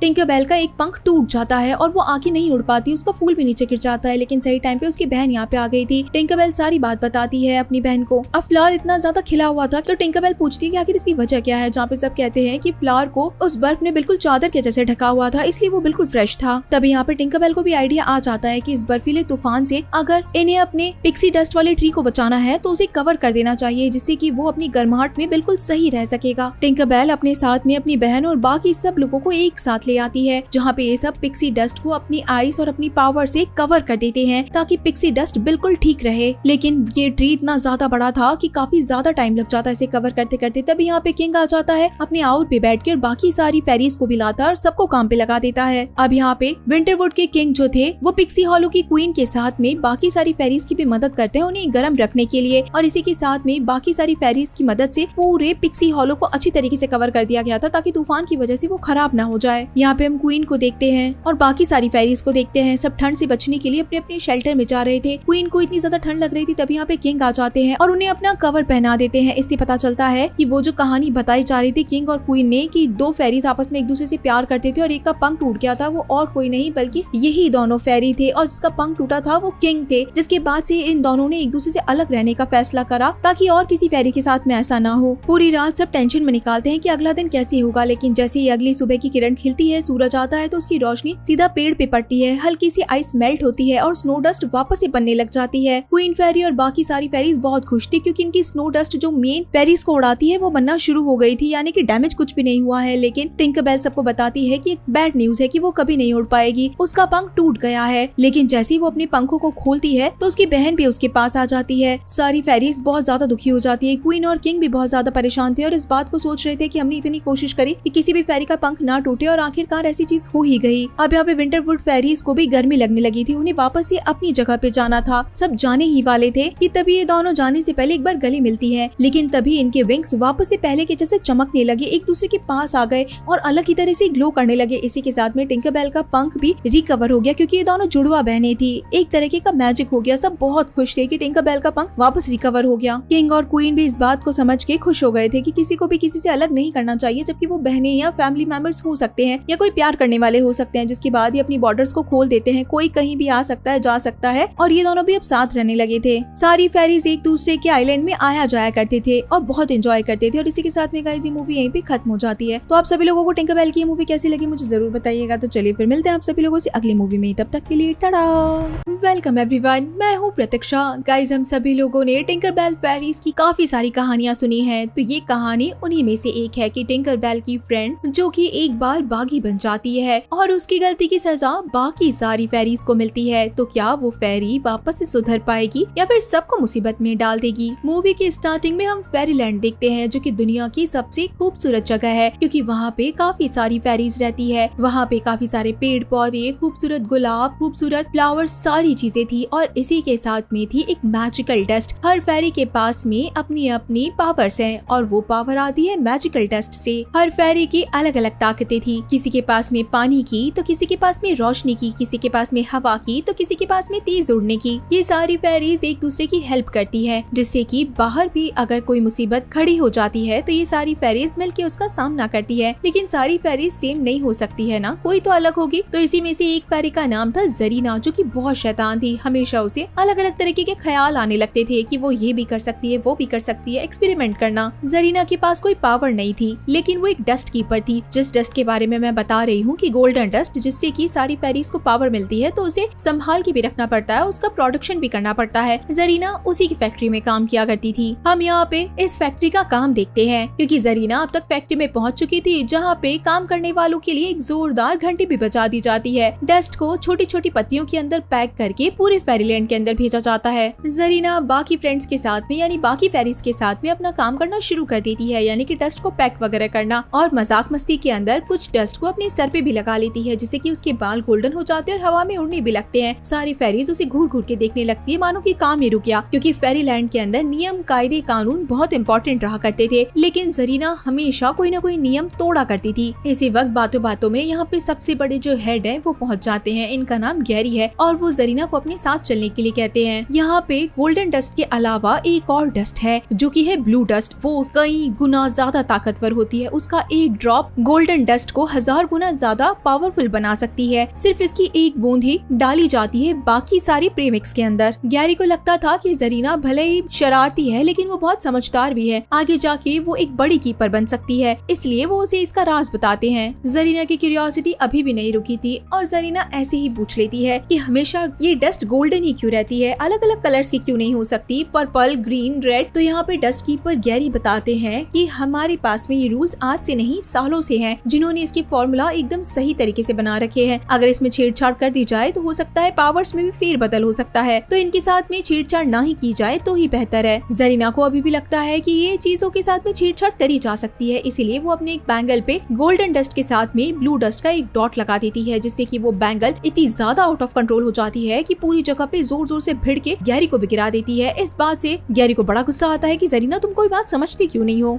और इसी के साथ में जरीना को डांट भी पड़ती है कि अगली बार से तुम ऐसा कुछ भी नहीं करोगी। जरीना को अब डांट पड़ गई थी तो वो शांति से अपने घर में चली जाती है। जरीना को एक्सपेरिमेंट करना बहुत पसंद था, इसलिए उसके पास एक एक्सपेरिमेंटल बुक भी थी जिससे कि वो खुद डस्ट बनाना चाहती थी और डस्ट को कन्वर्ट भी करना चाहती थी, लेकिन उससे कोई भी चीज सक्सेसफुल नहीं हो पा रही थी। तभी उसके सर पे लगा एक ब्लू डस्ट का बिल्कुल छोटा सा तिनका आके नीचे गिरता है। अब उस ब्लू डस्ट की मदद से जरीना एक और नई डस्ट बनाती है। उसके पास गोल्डन डस्ट तो पहले से ही थी, जिसके अंदर वो ब्लू डस्ट का बिल्कुल छोटा सा कतरा मिलाती है। इससे उसके खुद के पास में रोशनी की ताकत आ जाती है। अब वो रोशनी को कंट्रोल कर सकती थी। जरीना की बेस्ट फ्रेंड का नाम टिंकरबेल था, इसीलिए वो टिंकरबेल के पास में जाती है और अपने एक्सपेरिमेंट के बारे में बताती है। टिंकरबेल भी बड़ी खुश हो जाती है कि चलो ठीक है, हम दोनों मिलके करते हैं। अलग अलग तरह की चीजों को अब ये मिक्स करने लगते हैं ताकि अलग अलग तरीके के मैजिक बन सके। लेकिन टिंकरबेल डरने लगी थी कि शायद कुछ गड़बड़ ना हो जाए, हमें ये नहीं करना चाहिए। जरीना रुकने का नाम ही नहीं लेती और उसके हाथ में जो डस्ट था वो बहुत ज्यादा पावरफुल था और गलती से वो एक प्लांट के ऊपर गिर जाता है। देखते ही देखते वो प्लांट इतना ज्यादा बड़ा हो जाता है कि उसकी रूट्स घर से बाहर निकल जाते हैं और रूट्स घर से बाहर निकलने के साथ में ही सारे फैक्ट्री पे भी चल जाते हैं। वो फैक्ट्री जिसके अंदर गोल्डन डस्ट तैयार होती है, मानो कि हर जगह तबाही मच जाती है। जिसके बाद तो अब जो हेड गैरी थे वो इतनी ज्यादा भड़क जाते हैं कि क्वीन के साथ में फैसला लेने के बाद में अब जरीना को यहाँ से देश निकाला दे दिया जाता है कि अब तुम्हें इस जगह को छोड़ के जाना पड़ेगा, नहीं तो तुम खतरनाक बनती जाओगी। जरीना बहुत ज्यादा उदास हो जाती है। अपना छोटा मोटा सामान लेके वो इसी वक्त इस आइलैंड को छोड़ के चली जाती है। जिसके बाद कहानी चली जाती है सीधा 1 साल बाद में। अब यहाँ पे फेरीलैंड में हमेशा एक एनुअल फंक्शन हुआ करता था, जहाँ पे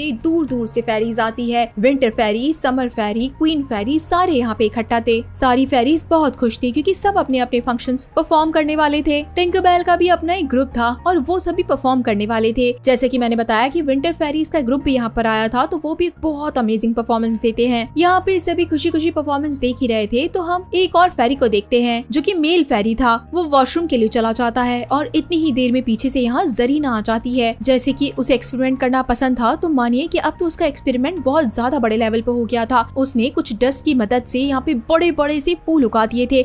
ऐसी पिंक कलर की डस्ट निकलने लगी कि जिससे यहाँ पे जितनी भी फेरीज बैठे थे वो सारे के सारे बेहोशी में चले गए, गहरी नींद में। पहले तो सबको बड़ा मजा आ रहा था कि कितना सुंदर नजारा है, आगे इतनी सुंदर चीज करी किसने होगी। लेकिन तभी टिंकरबेल और उसकी फ्रेंड्स को कुछ गड़बड़ लगता है, इसीलिए वो सब एक कार्ट के अंदर बंद हो जाते हैं। जरीना असल के अंदर सबको बेहोश करने आई थी और उसने सही मौका चुना था। जब सब बेहोश थे तो वो फैक्ट्री के अंदर जाके ब्लू डस्ट को चुरा लेती है, जो कि बहुत ज्यादा इंपॉर्टेंट थी बाकी सारी फेरीज के लिए भी। इसी वक्त ब्लैंक यहाँ पे जो कि वॉशरूम गया था बाहर आ जाता है और नजारा देख के डर जाता है कि आखिर सबको हुआ क्या है, सब खामोश क्यों हो गए हैं। और इसी के साथ में टिंकरबेल और कुछ फेरीज के चिल्लाने की आवाज आती है, इसलिए ब्लैंक फटाफट से जाके उस कार्ड को ओपन करता है, जिससे कि टिंकरबेल और बाकी सब फेरीज यहाँ से बाहर निकलती है। इन सबको समझ में आ गया था कि ये सारा काम जरीना का है। ये सब फटाफट अपनी डस्ट को देखने के लिए जाते हैं। फैक्ट्री में जाने पे इन्हें भी ब्लू डस्ट नहीं दिखाई देती है। सारी फेरीज यहाँ पे पैनिक होने लगती है क्योंकि गोल्डन डस्ट के जरिए बाकी सारी फेरीज को पावर्स देती है, मैजिक देती है। अगर वो ही नहीं होगी तो कोई भी फेरी उड़ नहीं पाएगी, तो इन्हें जल्द से जल्द अपना गोल्डन डस्ट का मेन एलिमेंट यानी कि ब्लू डस्ट लानी ही पड़ेगी। अब इन सब फेरीज को ऑब्वियस ही बात है जरीना को पकड़ने जाना ही था। ये सब बाहर आती है, इन्हें ब्लैंक मिलता है जो कि जरीना के जाने का रास्ता बताता है। वो भी साथ आना चाहता था, लेकिन टिंकरबेल उसे बाकी सारी फेरीज का ध्यान रखने के लिए छोड़ देती है। अब ये सारी फेरीज उड़ती हुई सीधा किनारे तक पहुंच गई थी, लेकिन वहाँ पे इन्हें एक पायरेट्स का शिप दिखाई देता है और इसी के साथ में जरीना भी वहीं दिखाई देती है। तो इन्हें लगता है कि जरीना को जरूर इन पायरेट्स ने पकड़ लिया है और इन्हें जरीना की मदद करनी चाहिए। टिंकरबेल और उसकी बाकी सारी फेरीज भी उड़ती हुई बीच समुद्र के अंदर आ जाती है, जस्ट बिकॉज कि इन्हें जरीना को बचाना था। लेकिन इन सब की तो होश उड़ जाते हैं ये देखकर कि जरीना तो इन सब की कैप्टन बनी हुई है और इसने अगवा होने के डर से नहीं बल्कि खुद की मर्जी से उस ब्लू डस्ट को चुराया था। सारी फेरीज मिलकर जरीना के ऊपर अटैक कर देती है गुस्से के अंदर और इसी के साथ जितने भी पायरेट्स थे उनके ऊपर भी अटैक कर देती है। ये फेरीज अपनी डस्ट को वापस ले लेती है और यहाँ से जाने वाली थी, लेकिन जरीना इन्हें बीच रास्ते में रोक देती है। टिंकरबेल मना करती है कि ये डस्ट तुम्हारी नहीं है और तुम्हें भी पता है कि पूरा फेरीलैंड इसी से चलता है, तो तुम आखिर इसे क्यों लेके जा रही हो। लेकिन जरीना किसी की भी बात नहीं सुनती है, अपनी पॉकेट से एक मैजिकल डस्ट निकालती है जो कि एक रेनबो डस्ट थी। वो इन सारे फेरीज को एकदम बेहोश कर देता है, इन सबकी पावर्स लेता है। सारी फेरीज नीचे गिर जाती है और जरीना अपनी ब्लू डस्ट को लेके वापस ही उसी शिप में चली जाती है। टिंकरबेल और उसकी सारी फेरीज जब अगली सुबह उठती है तो बिल्कुल ही अलग पाती है, क्योंकि सबकी ड्रेस कोड बिल्कुल चेंज हो चुका था, यानी कि आधा अलग और आधा अलग। इसका मतलब था कि कल रात जरीना ने जो डस्ट इनके ऊपर डाली थी, इससे इनकी पावर्स चेंज हो गई थी।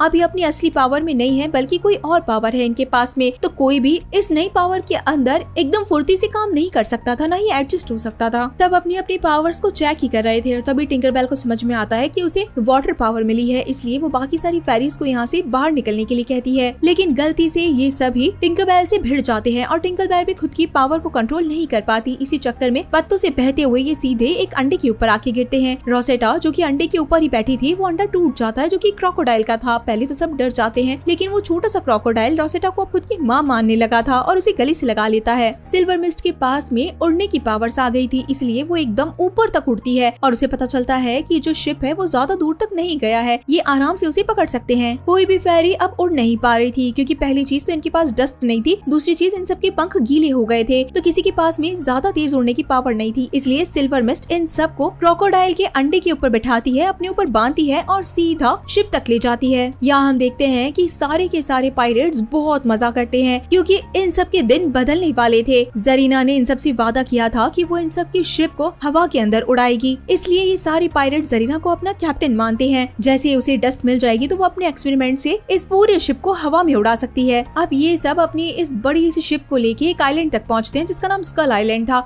यहाँ पे जरीना रहा करती थी और उसने खुद की एक फैक्ट्री बनाई थी। ब्लू डस्ट के आने के साथ में ही उसने गोल्डन डस्ट के अंदर ये ब्लू डस्ट मिलाई और अब वो गोल्डन डस्ट बहुत ज्यादा पावरफुल हो गई। लेकिन यहाँ का जो पायरेट का पहले का कैप्टन था वो बहुत ज्यादा क्यूरियोसिटी से पूछता है कि हम आखिर उड़ेंगे कैसे। इसलिए जरीना सबसे पहले उसी के ऊपर गोल्डन डस्ट लगा के उसे हवा के अंदर उड़ाती है। पहले तो उसे डर लगता है, लेकिन बाद में उसे उड़ना भी आ जाता है। यहाँ हम बाकी सारी फेरीज को भी देखते हैं, जो कि ब्लू डस्ट को चुराने के लिए सीधा उसी जगह पे पहुंच चुकी थी, लेकिन सबके पास में अलग अलग पावर्स थी, इसलिए कोई भी कोऑर्डिनेशन से काम नहीं कर रहा था और गलती से ब्लू डस्ट चुराने से पहले ही जरीना उन्हें देख लेती है। इसलिए ये सारी फेरीज पकड़ी जाती है और इन्हें एक पिंजरे के अंदर डाल दिया जाता है। अब यहाँ का इंसानी कैप्टन, जो कि पहले इन पायरेट्स का कैप्टन हुआ करता था, जिसे अब उड़ना भी आ गया है, तो वो काफी ज्यादा कॉन्फिडेंस के अंदर आ जाता है और उसके बाद में जरीना को भी कैद कर लेता है, क्योंकि जरीना को उसकी मदद सिर्फ और सिर्फ तब तक चाहिए थी जब तक वो शिप को उड़ा नहीं सकता था। अब तो उसे खुद को भी शिप को हवा में उड़ाना आ गया था इस डस्ट की मदद से, इसलिए वो जरीना को कैद कर लेता है। जरीना को बहुत ज्यादा धोखा फील होता है कि उसके साथ में तो बहुत बड़ा धोखा हो गया है। वहाँ दूसरी तरफ ही बाकी सारी फेरीज भी भागने की बहुत कोशिश करती है, लेकिन ये बूढ़ा पायरेट बार बार में इन्हें रोक लेता है और इसी वक्त यहाँ पे वो छोटू सा क्रोकोडाइल भी पहुंच जाता है, जिसने रोसेटा को अपनी माँ माना था और अब वही इन सारी फेरीज को आजाद कर देता है। जैसे ये फेरीज भागने वाली थी तो ये पायरेट उनके ऊपर अटैक करता है, लेकिन ये क्रोकोडाइल अब इस पायरेट के ऊपर अटैक कर देता है, जिससे कि आराम से ये फेरीज उड़ पा रही थी। सारी फेरीज सीधा ब्लू डस्ट तक पहुँचती है, उसे उठा के यहाँ से निकलने ही वाली थी कि तभी यहाँ का कैप्टन सीधा जरीना को दिखाता है और कहता है कि अगर तुमने इस ब्लू डस्ट को अपनी जगह पे वापस नहीं रखा तो मैं जरीना को सीधा पानी के अंदर फेंक दूंगा। इसलिए टिंकरबेल को ना चाहते हुए भी उस ब्लू डस्ट को अपनी जगह पे वापस रखना पड़ता है। अब इस कैप्टन को अपने इस पूरे शिप को हवा के अंदर उड़ाना था, जैसा कि एक्सपेरिमेंट चल रहा था। उसने पूरे के पूरे गोल्डन डस्ट को, जो कि ऑलरेडी ब्लू डस्ट से मिला हुआ था, अपनी शिप के ऊपर डाल दिया। देखते ही देखते अगले पल तो पूरा शिप हवा के अंदर उड़ने लगा था इस गोल्डन डस्ट के जरिए। ये सारी पायरेट अपने इस प्लान में कामयाब हो गए थे। जरीना का अब कोई काम नहीं था, इसलिए कैप्टन उसे सीधा पानी के अंदर फेंक देता है। लेकिन जरीना के लाख बुरा होने के बावजूद भी वो थी तो एक फेरी, इसलिए बाकी सारी फेरीज आती है और उसे बचाने की कोशिश करती है। जरीना जब बाहर निकलती है तो उसे बहुत दुख होता है कि उसे कभी भी इंसानों की मदद नहीं करनी चाहिए थी, लेकिन अब इन सबको अपनी ब्लू डस्ट वापस चाहिए थी, इसलिए अब ये सब मिल के काम करते हैं। सारी फेरीज अब एक साथ मिल के जब इतनी सारे पायरेट्स के ऊपर अटैक करती है तो कहीं ना कहीं पायरेट्स भी परेशान होने लग ही जाते हैं। लेकिन पायरेट्स हैं साइज में बहुत ज्यादा बड़े और फेरीज है छोटी छोटी सी, तो प्रॉब्लम तो हो ही रही थी इन फेरीज को। जरीना को तो कैप्टन पे गुस्सा आ रहा था, इसलिए वो सबसे पहले कैप्टन पे ही अटैक करती है। रोसेटा अपने छोटे से बेटे यानी कि क्रोकोडाइल के साथ आती है और क्रोकोडाइल से सबके ऊपर अटैक करवा देती है। आखिरकार फेरीज ओवर पावर करती जा रही थी, इसलिए अब वो शिप को नीचे उतारना चाहती थी। एक फेरी जिसके पास में प्लांट्स की पावर थी, वो प्लांट्स को इतना ज्यादा बड़ा कर देती है कि शिप को वो आराम से नीचे की तरफ खींच पाए। लेकिन कैप्टन जैसे ये चीज देखता है तो सारी की सारी बेलों को काट देता है। लेकिन फेरीज अभी भी कहाँ रुकी थी, उन्होंने एक तरफ से शिप को टेढ़ा कर दिया था, जिससे कि जितने भी पायरेट्स थे वो सारे के सारे पानी के अंदर गिर जाते हैं। जरीना सबसे पहले भागती है, क्योंकि अब यहाँ पे पायरेट्स नहीं थे, इसलिए वो ब्लू डस्ट को उठा लेती है। लेकिन अभी भी कैप्टन यानी कि जेम्स के ऊपर गोल्डन डस्ट लगी हुई थी, यानी कि वो कुछ भी कर सकता था। जेम्स के आते ही वो जरीना के ऊपर अटैक करता है और ब्लू डस्ट को वापस से चुरा लेता है।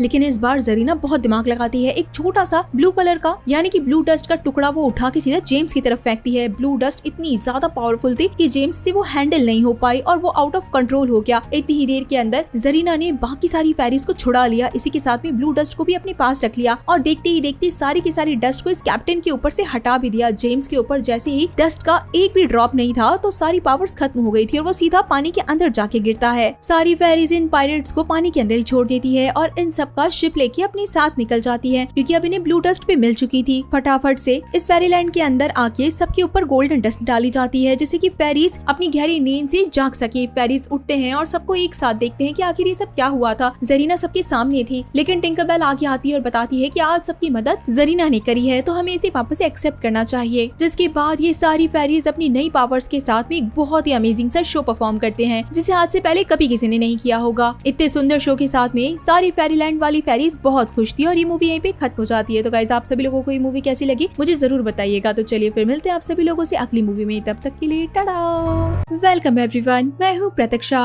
मैं वापस से ले आई हूँ गाइस टिंकरबेल की एक बहुत अमेजिंग कहानी, जहाँ पे हम एक इतने बड़े मॉन्स्टर के बारे में जानेंगे जो कि 1000 साल में बस एक बार उठता है। तो क्या वो सबको डिस्ट्रॉय करने के लिए उठता है या फिर सबकी जान बचाने के लिए उठता है। मूवी की स्टार्टिंग में हम एक फेरी को देखते हैं जो कि हमेशा आसमान और उससे रिलेटेड चीजों को नोट डाउन किया करती थी, ध्यान रखा करती थी कि चीजें कुछ गड़बड़ तो नहीं है। इसी वक्त एक ग्रीन रोशनी बहुत तेजी से फेरीलैंड की तरफ आगे बढ़ती हुई आ रही थी और ये फेरी सारी चीजों को नोटिस करती जा रही थी। ये कॉम्बैक्ट जाके सीधा इस फेरीलैंड से टकरा जाता है। अगली सुबह हम टिंकरबेल को देखते हैं और उसी के साथ एक और फेरी जिसका नाम फॉन है। फॉन अपने साथ में टिंकरबेल को लेके जाने लगती है कि मेरे साथ चलो, मैं तुम्हें बहुत अच्छी चीज दिखाना चाहती हूँ। टिंकरबेल पूछती भी है कि आखिर तुम कहना क्या चाहती हो, दिखाना क्या चाहती हो, लेकिन फॉन कुछ भी नहीं कहती, बस टिंकरबेल की मदद लेती जाती है। उसके पास एक बहुत बड़ी बास्केट थी जिसके अंदर काफी सारी बेरीज रखी हुई थी ऊपर तक। फॉन कहती है कि क्या तुम रेडी हो और किसी को कुछ बताओगी तो नहीं। टिंकरबेल कहती है कि नहीं, मैं किसी को कुछ नहीं बताऊंगी। फॉन उन बेरीज के ऊपर थोड़ी सी गोल्डन डस्ट डालती है। जैसे कि हमने पहले भी जाना था कि गोल्डन डस्ट चीजों के अंदर मैजिक डालती है जिससे कि चीजें हवा में उड़ने लगती है। तो ये सारी बेरीज हवा में उड़ती है और नीचे इन्हें एक आउल मिलता है। आउल इस फेरीलैंड के लिए बहुत ज्यादा खतरनाक है क्योंकि वो छोटी छोटी फेरीज को आराम से मार सकता है, छोटे छोटे जानवरों को भी मार सकता है। तो उसे तो यहाँ पे होना ही नहीं चाहिए। टिंकरबेल चिल्लाने लगती है और कहती है कि तुम इसे कहाँ अपने पास ले आई, लेकिन फॉन उसे शांत करती है और कहती है कि ये बहुत ज्यादा घायल था, मैं इसीलिए अपने साथ ले आई और ये मैं नुकसान नहीं पहुँचाएगा। ये बहुत छोटा और बहुत मासूम है और मुझे तो कभी कुछ नहीं करता। इसलिए अब टिंकरबेल भी उसकी मदद करती है। फॉन और टिंकरबेल इसी आउल को बास्केट के अंदर डाल के उसके ऊपर काफी सारी बेरीज रख के बाहर ले आते हैं। अब यहाँ पे बाकी फेरीज भी आ गई थी जो कि टिंकरबेल और फॉन से बातें करने लगती है कि इतनी सारी बेरीज लेके तुम कहाँ जाने लगी हो, और वो इन बेरीज के ऊपर गोल्डन डस्ट भी डाल देती है। इसी चक्कर में सारी की सारी बेरीज हवा के अंदर उड़ने लगते हैं और अंदर बास्केट में मिलता है इन्हें आउल और सारी की सारी फेरीज डर जाती है कि ये क्या करा तुमने। अभी आउल भी डर गया था, इसीलिए अपने पेरेंट्स को जोर जोर से चिल्ला के बुला लेता है। ये पेरेंट्स भी अपने बच्चे को ढूंढ ही रहे थे, इसलिए वो सीधा अपने बच्चे की आवाज सुन के सेम जगह पे पहुंच जाते हैं। पूरे फेरीलैंड में अफरा तफरी मच जाती है, लेकिन फेरीलैंड के अंदर एक ग्रुप ऐसा है जो कि सारी फेरीज की सुरक्षा का काम करती है, यानी सिक्योरिटी वाली फेरीज जिन्हें निक्स कहा जाता है। निक्स यहाँ पे पहुंच जाती है और इन सारे आउल के ऊपर बड़े बड़े से जाल डाल देती है जिससे कि इन सबको पकड़ा जा सके। फॉन इन्हें फटाफट आके छुड़वाने की कोशिश करती है और जो मेन निक्स थी यानी कि लीडर थी उसे कहती है ये बिल्कुल भी खतरनाक नहीं है, मैं तुम्हें सच कह रही हूँ, इसने किसी को नुकसान नहीं पहुँचाया है। लेकिन निक्स कहती है कि तुम्हारा दिमाग खराब है क्या, ये इतना बड़ा आउल किसी को भी नुकसान पहुँचा सकता है और ये सारी बातें तुम क्वीन के सामने जाके के कहना, मुझे कुछ मत कहो। यहाँ पे क्वीन बहुत पोलाइट, बहुत अच्छी और बहुत ही काइंड दिखाई गई है। वो फॉन को प्यार से समझाती है, ना कि उसके ऊपर गुस्सा करती है। वो कहती है कि ये इतना बड़ा पक्षी हमें कभी भी नुकसान पहुँचा सकता है, वो भले ही तुम्हारा फ्रेंड है लेकिन बाकी जानवरों को वो दोस्त नहीं है, वो किसी को भी खा सकता है, इसलिए हम फेरीलैंड के अंदर बड़े जानवरों को नहीं रखते हैं। फॉन ये बात समझ जाती है और कहती है कि मैं अगली बार से ऐसी कोई भी गलती नहीं करूंगी और अब उसे भी आजाद कर देती है। जिसके बाद फॉन आराम से रहने लगी थी, अपने दोस्तों के साथ में खेला करती थी। लेकिन कुछ ही देर बाद उसे आवाज आती है जैसे कि कोई बहुत ज्यादा दर्द में है। अब फॉन को हर चीज जानने का बहुत शौक था कि हमेशा जाए और पहचान ले। रास्ते में आगे जाते जाते क्योंकि जहाँ से आवाज आ रही थी उसी जगह को फॉन फॉलो कर रही थी। रास्ते में उसे फुटप्रिंट मिलते हैं जो कि बहुत बड़े जानवर के फुटप्रिंट थे। फॉन को पहले ही पता चल जाना चाहिए था कि कोई बड़ा जानवर अंदर होगा, लेकिन फिर भी वो अंदर जाती है। देखती है तो अंदर एक बहुत बड़ा सा मॉन्स्टर था जो कि दर्द से करहा रहा था। इस क्रीचर के पैर में एक कांटा लग गया था, इसलिए ये बड़ा परेशान था। फॉन को लगता है कि क्यों ना इस क्रीचर के पैर से इस कांटे को निकाल दिया जाए ताकि इसे थोड़ा आराम आए। फॉन उसके पास जाती है लेकिन ये मॉन्स्टर उठ जाता है। इसकी ग्रीन ग्रीन बड़ी बड़ी सी आंखें देख के तो कोई भी डर जाए और फॉन डर के मारे यहाँ से बाहर निकल जाती है। लेकिन अगले दिन वो फिर पहुंच जाती है ये सोच के कि आखिर इस मॉन्स्टर को वो कैसे न कैसे करके रिलीफ जरूर दिला के रहेगी। यहाँ पे सिक्योरिटी वाली फेरीज यानी कि निक्स का ग्रुप भी समझ चुके थे कि इस फेरीलैंड के अंदर कुछ तो गलत हुआ है। आखिर इतनी तेज आवाज किसकी हो सकती है, जरूर फॉन ने ही कुछ किया होगा, तो उसी से जाके पूछना चाहिए। इसलिए निक्स फॉन को देखने जाती है कि क्या उसने तो कोई गड़बड़ नहीं करी है। लेकिन फॉन तो बड़ी भोली बनने की कोशिश करती है जैसे उसे तो कुछ पता ही नहीं है। फॉन जैसे इस क्रीचर के पास पहुंचती है तो उसे पता चलता है कि ये क्रीचर यानी कि बड़ा सा मॉन्स्टर अपने केव से बाहर तो निकल गया है लेकिन बहुत ज्यादा पेन के अंदर है। आखिर अब वो इस छोटे से कांटे को बाहर कैसे निकालेगी। ये क्रीचर कहीं ना कहीं डॉग जैसा बिहेव करने लगा था। फॉन ने एक पत्थर को पेड़ से बांध के ऊपर लटका दिया था। जैसे ही ये बड़ा सा मॉन्स्टर उस पत्थर को पकड़ने के लिए ऊपर उठता है तो फॉन फटाफट से उसके पैर से ही कील निकाल देती है। कांटा निकलते ही तो मानो इस मॉन्स्टर को बहुत आराम पहुंचता है। उसके बाद में फॉन इस बड़े से मॉन्स्टर से थोड़ी फ्रेंडली होने की भी कोशिश कर रही थी कि ये उसे अपना दोस्त बना ले। जब जब इस बड़ी सी मॉन्स्टर की आवाज आया करती थी तो निक सीधा फॉन के पास पहुंच जाया करती थी कि बताओ आखिर ये आवाजें क्यों आ रही है, और फॉन हमेशा मना कर देती थी कि उसे तो कुछ भी नहीं पता, वो तो यहाँ पे आराम से अपना काम कर रही है, उसे कैसे पता होगा आवाजों के बारे में। फॉन अब डेली मॉन्स्टर के पास जाया करती थी, रोज नई नई तरकीबें लगाया करती थी, उसके जैसे चलना, उसके जैसे उठना, उसके जैसे कपड़े पहनना, उसकी ड्राइंग करना, उसे समझना। फॉन डेली यही चीजें किया करती थी कि बस कुछ भी करके ये बड़ा सा क्रीचर उससे दोस्ती कर ले। लेकिन ये मॉन्स्टर कभी भी फॉन की चीजों पे ध्यान नहीं दिया करता था, बल्कि अपने ही काम में लगा रहता था। वो हमेशा पत्थर इकट्ठे करके एक के ऊपर एक रखता था और अलग अलग 4 लोकेशंस में। फॉन ने सोचा कि ये जरूर कुछ कर रहा होगा तो उसकी मदद कर देनी चाहिए, इसलिए वो अपनी स्टार डस्ट की मदद से इन पत्थरों को हवा के अंदर उठा के सीधा ऊपर की तरफ रखवा देती है। लेकिन गलती से यही स्टार डस्ट का घूमता हुआ पत्थर जाके सीधा फेरीलैंड के बिल्कुल नजदीक पे जाके गिरता है, जहाँ पे बाकी सारी सिक्योरिटी वाली फेरीज भी थी, यानी कि निक्स वाली फेरीज। वो पत्थर को देख के चौंक जाती है कि पत्थर उड़ के यहाँ पे कैसे आ सकता है, आज से पहले तो ऐसा कभी नहीं हुआ। इसलिए ये सारी निक्स आसपास के एरिया को तलाशने लगती है, ढूंढने लगती है। तो वहाँ पे उन्हें पत्थर के बने हुए छोटे छोटे से पिलर्स मिलते हैं और इसी के साथ में छोटा मोटा सलाइवा भी मिलता है। तो इन्हें समझ में नहीं आता कि ये सलाइवा किसका हो सकता है और ये पत्थर के ऐसे स्टैचू किसने बनाए होंगे। फॉन नहीं चाहती थी कि इस बड़ी सी मॉन्स्टर को कोई भी फेरी देखे, इसलिए अपनी डस्ट की मदद से उसने इतनी बड़ी मॉन्स्टर को गायब कर दिया था। लेकिन फिर भी रिक्स की सारी टीम ने मिलकर पता तो लगा लिया था कि यहाँ पे आसपास कोई ना कोई बड़ा सा जानवर तो है ही। ये मॉन्स्टर के पैर बहुत बड़े हैं और वो इधर उधर घूम रहा है, आज नहीं तो कल ये उसे ढूंढ निकालेंगे। निक्स को अब पता तो करना ही था कि आखिर ये किस चीज के सिम्टम्स हो सकते हैं, कौन सा जानवर, कौन सा मॉन्स्टर है इसके आगे पीछे। वो लाइब्रेरी में जाती है, काफी सारी बुक्स पढ़ती है और उसके बाद उसे एक बड़े से मॉन्स्टर के बारे में पता चलता है। अलग अलग टूटे हुए पेजेस से उनके हिस्सों को जोड़ने लगती है और पता चलता है कि बड़ा सा मॉन्स्टर 4 बड़े बड़े पिलर बना के फुल मून की नाइट को सारी की सारी रोशनी और इलेक्ट्रिसिटी को इकट्ठा करके अपने आप को एक बहुत बड़े मॉन्स्टर के अंदर बदल देता है, जिसके बड़े बड़े से हॉर्न, बड़े बड़े से विंग्स बहुत बड़ा सा मॉन्स्टर में बदल जाता है। यहाँ फॉन को लगता है कि अब सही वक्त आ गया है कि वो अपनी बाकी सारी फेरीज को भी अपने पेट से मिलवाए, इसलिए वो अपनी सारी फ्रेंड्स को लेकर आती है और अपने इस नए पेट से मिलवाती है जो कि है एक मॉन्स्टर। तो ये सारी फेरीज भी डर जाती है और कहती है कि तुम्हारा दिमाग खराब हो गया है क्या, तुम हर बार अलग अलग पेट क्यों बदलती रहती हो, ये कितना खतरनाक जानवर है और कितना कुछ नुकसान कर सकता है। लेकिन फॉन कहती है कि मैंने अच्छे से चेक करा है, मैं काफी दिनों से इसके साथ हूँ, ये किसी को नुकसान नहीं पहुँचाता। सारी फेरीज फॉन को एक ही चीज कहती है कि हम इसका ध्यान रख लेंगे, हम इसे छुपा भी देंगे, लेकिन एक बार तुम्हें ये बात जाके क्वीन को बता देनी चाहिए, अगर उन्हें खुद से पता चली तो वो तुम पे बहुत ज्यादा गुस्सा करेगी। फॉन सोचती है कि ठीक है, मैं क्वीन को बता देती हूँ सेफर साइड। इसलिए वो जैसे ही क्वीन के पास पहुंचती है तो पता चलता है यहाँ पे पहले से ही निक्स पहुंची हुई थी अपनी सारी रिसर्च करके कि हमारे बीच एक बहुत बड़ा मॉन्स्टर है जो कि किसी भी वक्त फेरीलैंड के ऊपर अटैक कर सकता है। क्वीन को भी ये पता चल गया था कि फॉन भी ऐसे बड़े से मॉन्स्टर को पहले से जानती है, इसलिए अब क्वीन इन दोनों को एक साथ काम करने के लिए कहती है कि अगर फॉन भी उसे पहले से जानती है और उसके तौर तरीकों के बारे में जानती है तो वो तुम्हारी अच्छे से मदद कर सकती है। निक्स और फॉन की बिल्कुल नहीं बनती थी, तो वो आखिर साथ में काम कैसे करेंगे। निक्स फॉन को विश्वास दिलाने के लिए उन्हीं 4 टुकड़ों को इकट्ठा करके दिखाती है कि ये देखो, ये जो तुम्हारा मॉन्स्टर है ना, वो ऐसी ही चीजें बना रहा है ना, कल जाके वो सारी रोशनी को इकट्ठा करेगा और उसके बाद में एक पंखों वाला बड़ा सा मॉन्स्टर बन जाएगा, फिर तुम क्या करोगी। ये रिचुअल होते ही यहाँ के सारी मौसमों को बदला जा सकता है। फॉन ये बात समझ चुकी थी कि वो जिस पेट एनिमल को अपने पास रख रही है वो कोई नॉर्मल पेट एनिमल नहीं है, बल्कि एक बहुत बड़ा मॉन्स्टर है जो कि बहुत ही भयानक मॉन्स्टर में बदलने वाला है। इसलिए वो अपनी फेरीज फ्रेंड के पास में जाती है और उन सबको भी सेम बात बताती है, ये प्यारा सा जो एनिमल है वो बहुत बड़ा मॉन्स्टर बनने वाला है। लेकिन फॉन उन सबको समझाती है कि ये मुझे आज तक खतरनाक नहीं दिखा है और मुझे पक्का विश्वास है कि कभी भी किसी को भी नुकसान नहीं पहुंचा सकता। अब तक ये बड़ा सा पेट भी फेरीज की सारी बातें सुनने लगा था, समझने लगा था, मानो कि इनका सच में फ्रेंड बन गया हो। फॉन और उसकी बाकी सारी फेरीज तो ये बात मान चुकी थी कि ये बड़ा सा मॉन्स्टर किसी को नुकसान नहीं पहुंचाएगा, लेकिन निक्स को ये बात कौन समझाए, इसलिए वो अपनी सारी टीम को लेके इस बड़े से मॉन्स्टर को हंट करने के लिए निकल गई थी, यानी कि मारने के लिए। फॉन को पता चल गया था कि निक्स अपनी पूरी टीम के साथ में निकली हुई है और वो इस वक्त कहीं नहीं जा सकती थी, इसलिए उसने टिंकरबेल को भेजा कि जाके उसके पेट एनिमल को थोड़ा सा आगाह कर दे कि वो छुप जाए या फिर इधर उधर कहीं पे चला जाए, क्योंकि निक्स की पूरी टीम उसके ऊपर अटैक करने वाली है। टिंकरबेल आती है, उसे समझाती है, लेकिन तभी यहाँ पे बहुत तेजी से आवाज आने लगती है जैसे कुछ टूट रहा हो। ये मॉन्स्टर अपना काम ही कर रहा था, बड़े बड़े से पिलर्स ही बना रहा था, लेकिन तभी उसने टिंकरबेल को जोरदार पूंछ से मारा और टिंकरबेल बहुत ज्यादा दूर जाके गिरी और बेहोश हो गई। अब जब यहाँ पे फॉन आती है तो वो टिंकरबेल को बेहोश पाती है, इसलिए उसे बुरा लगता है कि आखिर उसके पेट ने टिंकरबेल को क्यों मारा, वो ऐसा कभी नहीं कर सकता है, जबकि पेट भी यहाँ पे आके ऐसा ही बिहेव कर रहा था कि मानो उसने जबरदस्ती फेंका हो उसे। फॉन इस वक्त तो टिंकरबेल को ले जाती है क्योंकि उसकी तबीयत बिल्कुल भी ठीक नहीं थी और सोच में पड़ जाती है कि अब आखिर वो क्या करे। लेकिन फॉन को पता था कि जरूर कोई गड़बड़ हुई है, इसलिए वो फटाफट से अपने इस पेट के पास जाती है जो कि अपना रिचुअल शुरू कर चुका था। निक्स की टीम ने ऑलमोस्ट 3 पिलर गिरा दिए थे, लेकिन फिर भी ये बड़ा सा एनिमल अपना रिचुअल पूरा करने में ही लगा था। था। निक्स अब फॉन की मदद मांगती है कि देखो तुम्हारा ये मॉन्स्टर कितना बड़ा हो चुका है, जिसे तुम पेट एनिमल कहती थी वो एक बहुत बड़े मॉन्स्टर में बदलता जा रहा है, हमारी मदद करो। फॉन को लगने लगा था कि सच में उसका ये पेट एनिमल बहुत बड़े मॉन्स्टर में बदल जाएगा, इसलिए वो भी अब निक्स की मदद करने लगती है। इसलिए अब इस बड़े से मॉन्स्टर को पकड़ लिया जाता है, कैद कर दिया जाता है। दूसरी तरफ टिंकरबेल को होश आ गया था। फॉन जैसे ही उससे मिलती है तो टिंकरबेल बताती है कि मुझे उसने नहीं मारा था, बल्कि मेरे ऊपर तो एक बड़ा सा पेड़ आके गिर रहा था। अगर मुझे उसने नहीं बचाया होता मॉन्स्टर ने, तो आज मैं उस पेड़ के नीचे दब के मर गई होती। फॉन को जब सच्चाई पता चलती है कि उसके पेट एनिमल ने टिंकरबेल को नहीं मारा, तो वो फटाफट से अपने पेट एनिमल के पास जाती है। यहाँ दूसरी तरफ मौसम पूरी तरीके से बदल चुका था, पूरा मौसम ग्रीन हो गया था। निक्स और उसकी टीम को लग रहा था कि ये सब कुछ मॉन्स्टर ही कर रहा है, अपनी मर्जी से मौसम को बदल रहा है। वहीं दूसरी तरफ टिंकरबेल और उसके सारे जितने भी फेरीज थे, फॉन उन सबको लेके अपने इस पेट एनिमल को छुड़वाने लगते हैं, क्योंकि इन्हें पता था कि इस पेट एनिमल को आजाद करना बहुत ज्यादा जरूरी है। वो हम सबको मारने की कोशिश नहीं कर रहा है, बल्कि बचाने की कोशिश कर रहा है। जितनी भी थंडर निकलेगी, लाइटनिंग बोल्ट निकलेगी, वो अपने अंदर अब्सॉर्ब करेगा, ना कि उससे कोई बड़ा सा मॉन्स्टर बन जाएगा। इसी वक्त उसके ऊपर से जाल हटा दिया जाता है। मॉन्स्टर के ऊपर सारी लाइटनिंग आती है और ये मॉन्स्टर अपने अंदर सारी लाइट को अब्सॉर्ब करने लगता है। उसके बड़े बड़े से सींग निकल जाते हैं, पर निकल जाते हैं, पूरी तरीके से वो चेंज होने लगता है। निक्स और उसकी पूरी सिक्योरिटी फेरीज को लगता है कि बड़ा सा मॉन्स्टर इनके पूरे के पूरे फेरी लैंड को बर्बाद कर देगा, लेकिन असल के अंदर तो बात बिल्कुल ही अलग थी। जब एक बड़ी सी लाइटनिंग आके निक्स के ऊपर गिरने वाली थी, तभी ये बड़ा सा मॉन्स्टर आके उसे बचा लेता है। तब जाके निक्स को बिलीव हुआ कि ये हमारे पूरे फेरी लैंड को बचाने के लिए आया है, ना कि उन सबको बर्बाद करने आया है। इतनी बड़ी बिजली अगर हमारे फेरी लैंड पे गिरती तो आराम से वो बर्बाद हो सकता था, लेकिन वो सारी की सारी बिजली इस मॉन्स्टर ने अपने ऊपर ले ली। जिसके बाद और भी लाइट्स थी और इस पूरे रिचुअल को पूरा होना जरूरी था। फॉन अपने साथ में इस बड़े से मॉन्स्टर को ऊपर की तरफ ले जाती है, ताकि जो भी रिचुअल है वो पूरा हो सके और ये मॉन्स्टर अपने पूरे फॉर्म में आ सके। लेकिन इतने मौसम चेंज के अंदर और बड़ी बड़ी सी लाइटनिंग गिरने के चक्कर में फॉन भी बेहोश हो जाती है, जो कि सीधा नीचे आके गिरती है। और इस वक्त ये जो बड़ा सा मॉन्स्टर था, ये भी सारी लाइटनिंग को अब्सॉर्ब करने के बाद में नीचे गिरता है। निक्स की सारी टीम ने, यानी कि सिक्योरिटी फेरीज ने, इस बड़े से मॉन्स्टर को तो रेस्क्यू कर लिया था और बाकी सब फेरीज ने मिलके फॉन को बचा लिया था। फॉन ऑलमोस्ट मर चुकी थी। इतनी तेज लाइटनिंग के बाद में आखिर कौन जिंदा बचता। लेकिन तभी इसका पेट एनिमल पास में आ जाता है, जो कि रोने लगता है, गुर्राने लगता है, और उसके पास में जितनी भी लाइटनिंग की पावर थी वो फॉन के अंदर डाल देता है और ये फेरी इसी वक्त जिंदा हो जाती है। तक सारा स्टॉर्म खत्म हो जाता है, बिल्कुल भी बादल गरजते नहीं है, सारी चीजें एकदम ठीक हो जाती है। ये मॉन्स्टर अब बाकी सबका एकदम पेट फ्रेंडली मॉन्स्टर बन चुका था, सबकी मदद करता है, तूफान में जितना भी नुकसान हुआ था उन सबको ठीक करता है। जिसके बाद अब फॉन को पता चल चुका था कि ये मॉन्स्टर अब अगले 1000 सालों तक के लिए सोएगा और वापस से 1000 साल बाद आएगा, जब ये मुसीबत हमारे ऊपर आएगी और उस मुसीबत से हमें बचाने के लिए आएगा। सब सैड तो थे ही, क्योंकि इन सबको इस मॉन्स्टर से दूर जाना पड़ेगा, लेकिन अब उसके लिए एक अच्छी सी केव बना दी जाती है, उसके सोने के लिए अच्छी सी जगह बना दी जाती है, ताकि ये मॉन्स्टर आराम से 1000 सालों तक के लिए सो सके। जिसके बाद में फॉन इस बड़े से मॉन्स्टर को लेके केव के अंदर जाती है, जहाँ पे बहुत अच्छी सी जगह बनाई गई थी, ताकि कंफर्टेबली ये बड़ा सा मॉन्स्टर 1000 सालों तक रह सके। और इसी के साथ में ये गाइस मूवी यहीं पे खत्म हो जाती है। तो आप सभी लोगों को ये मूवी कैसी लगी मुझे जरूर बताइएगा। तो चलिए फिर मिलते हैं आप सभी लोगों से अगली मूवी में, तब तक के लिए टाटा।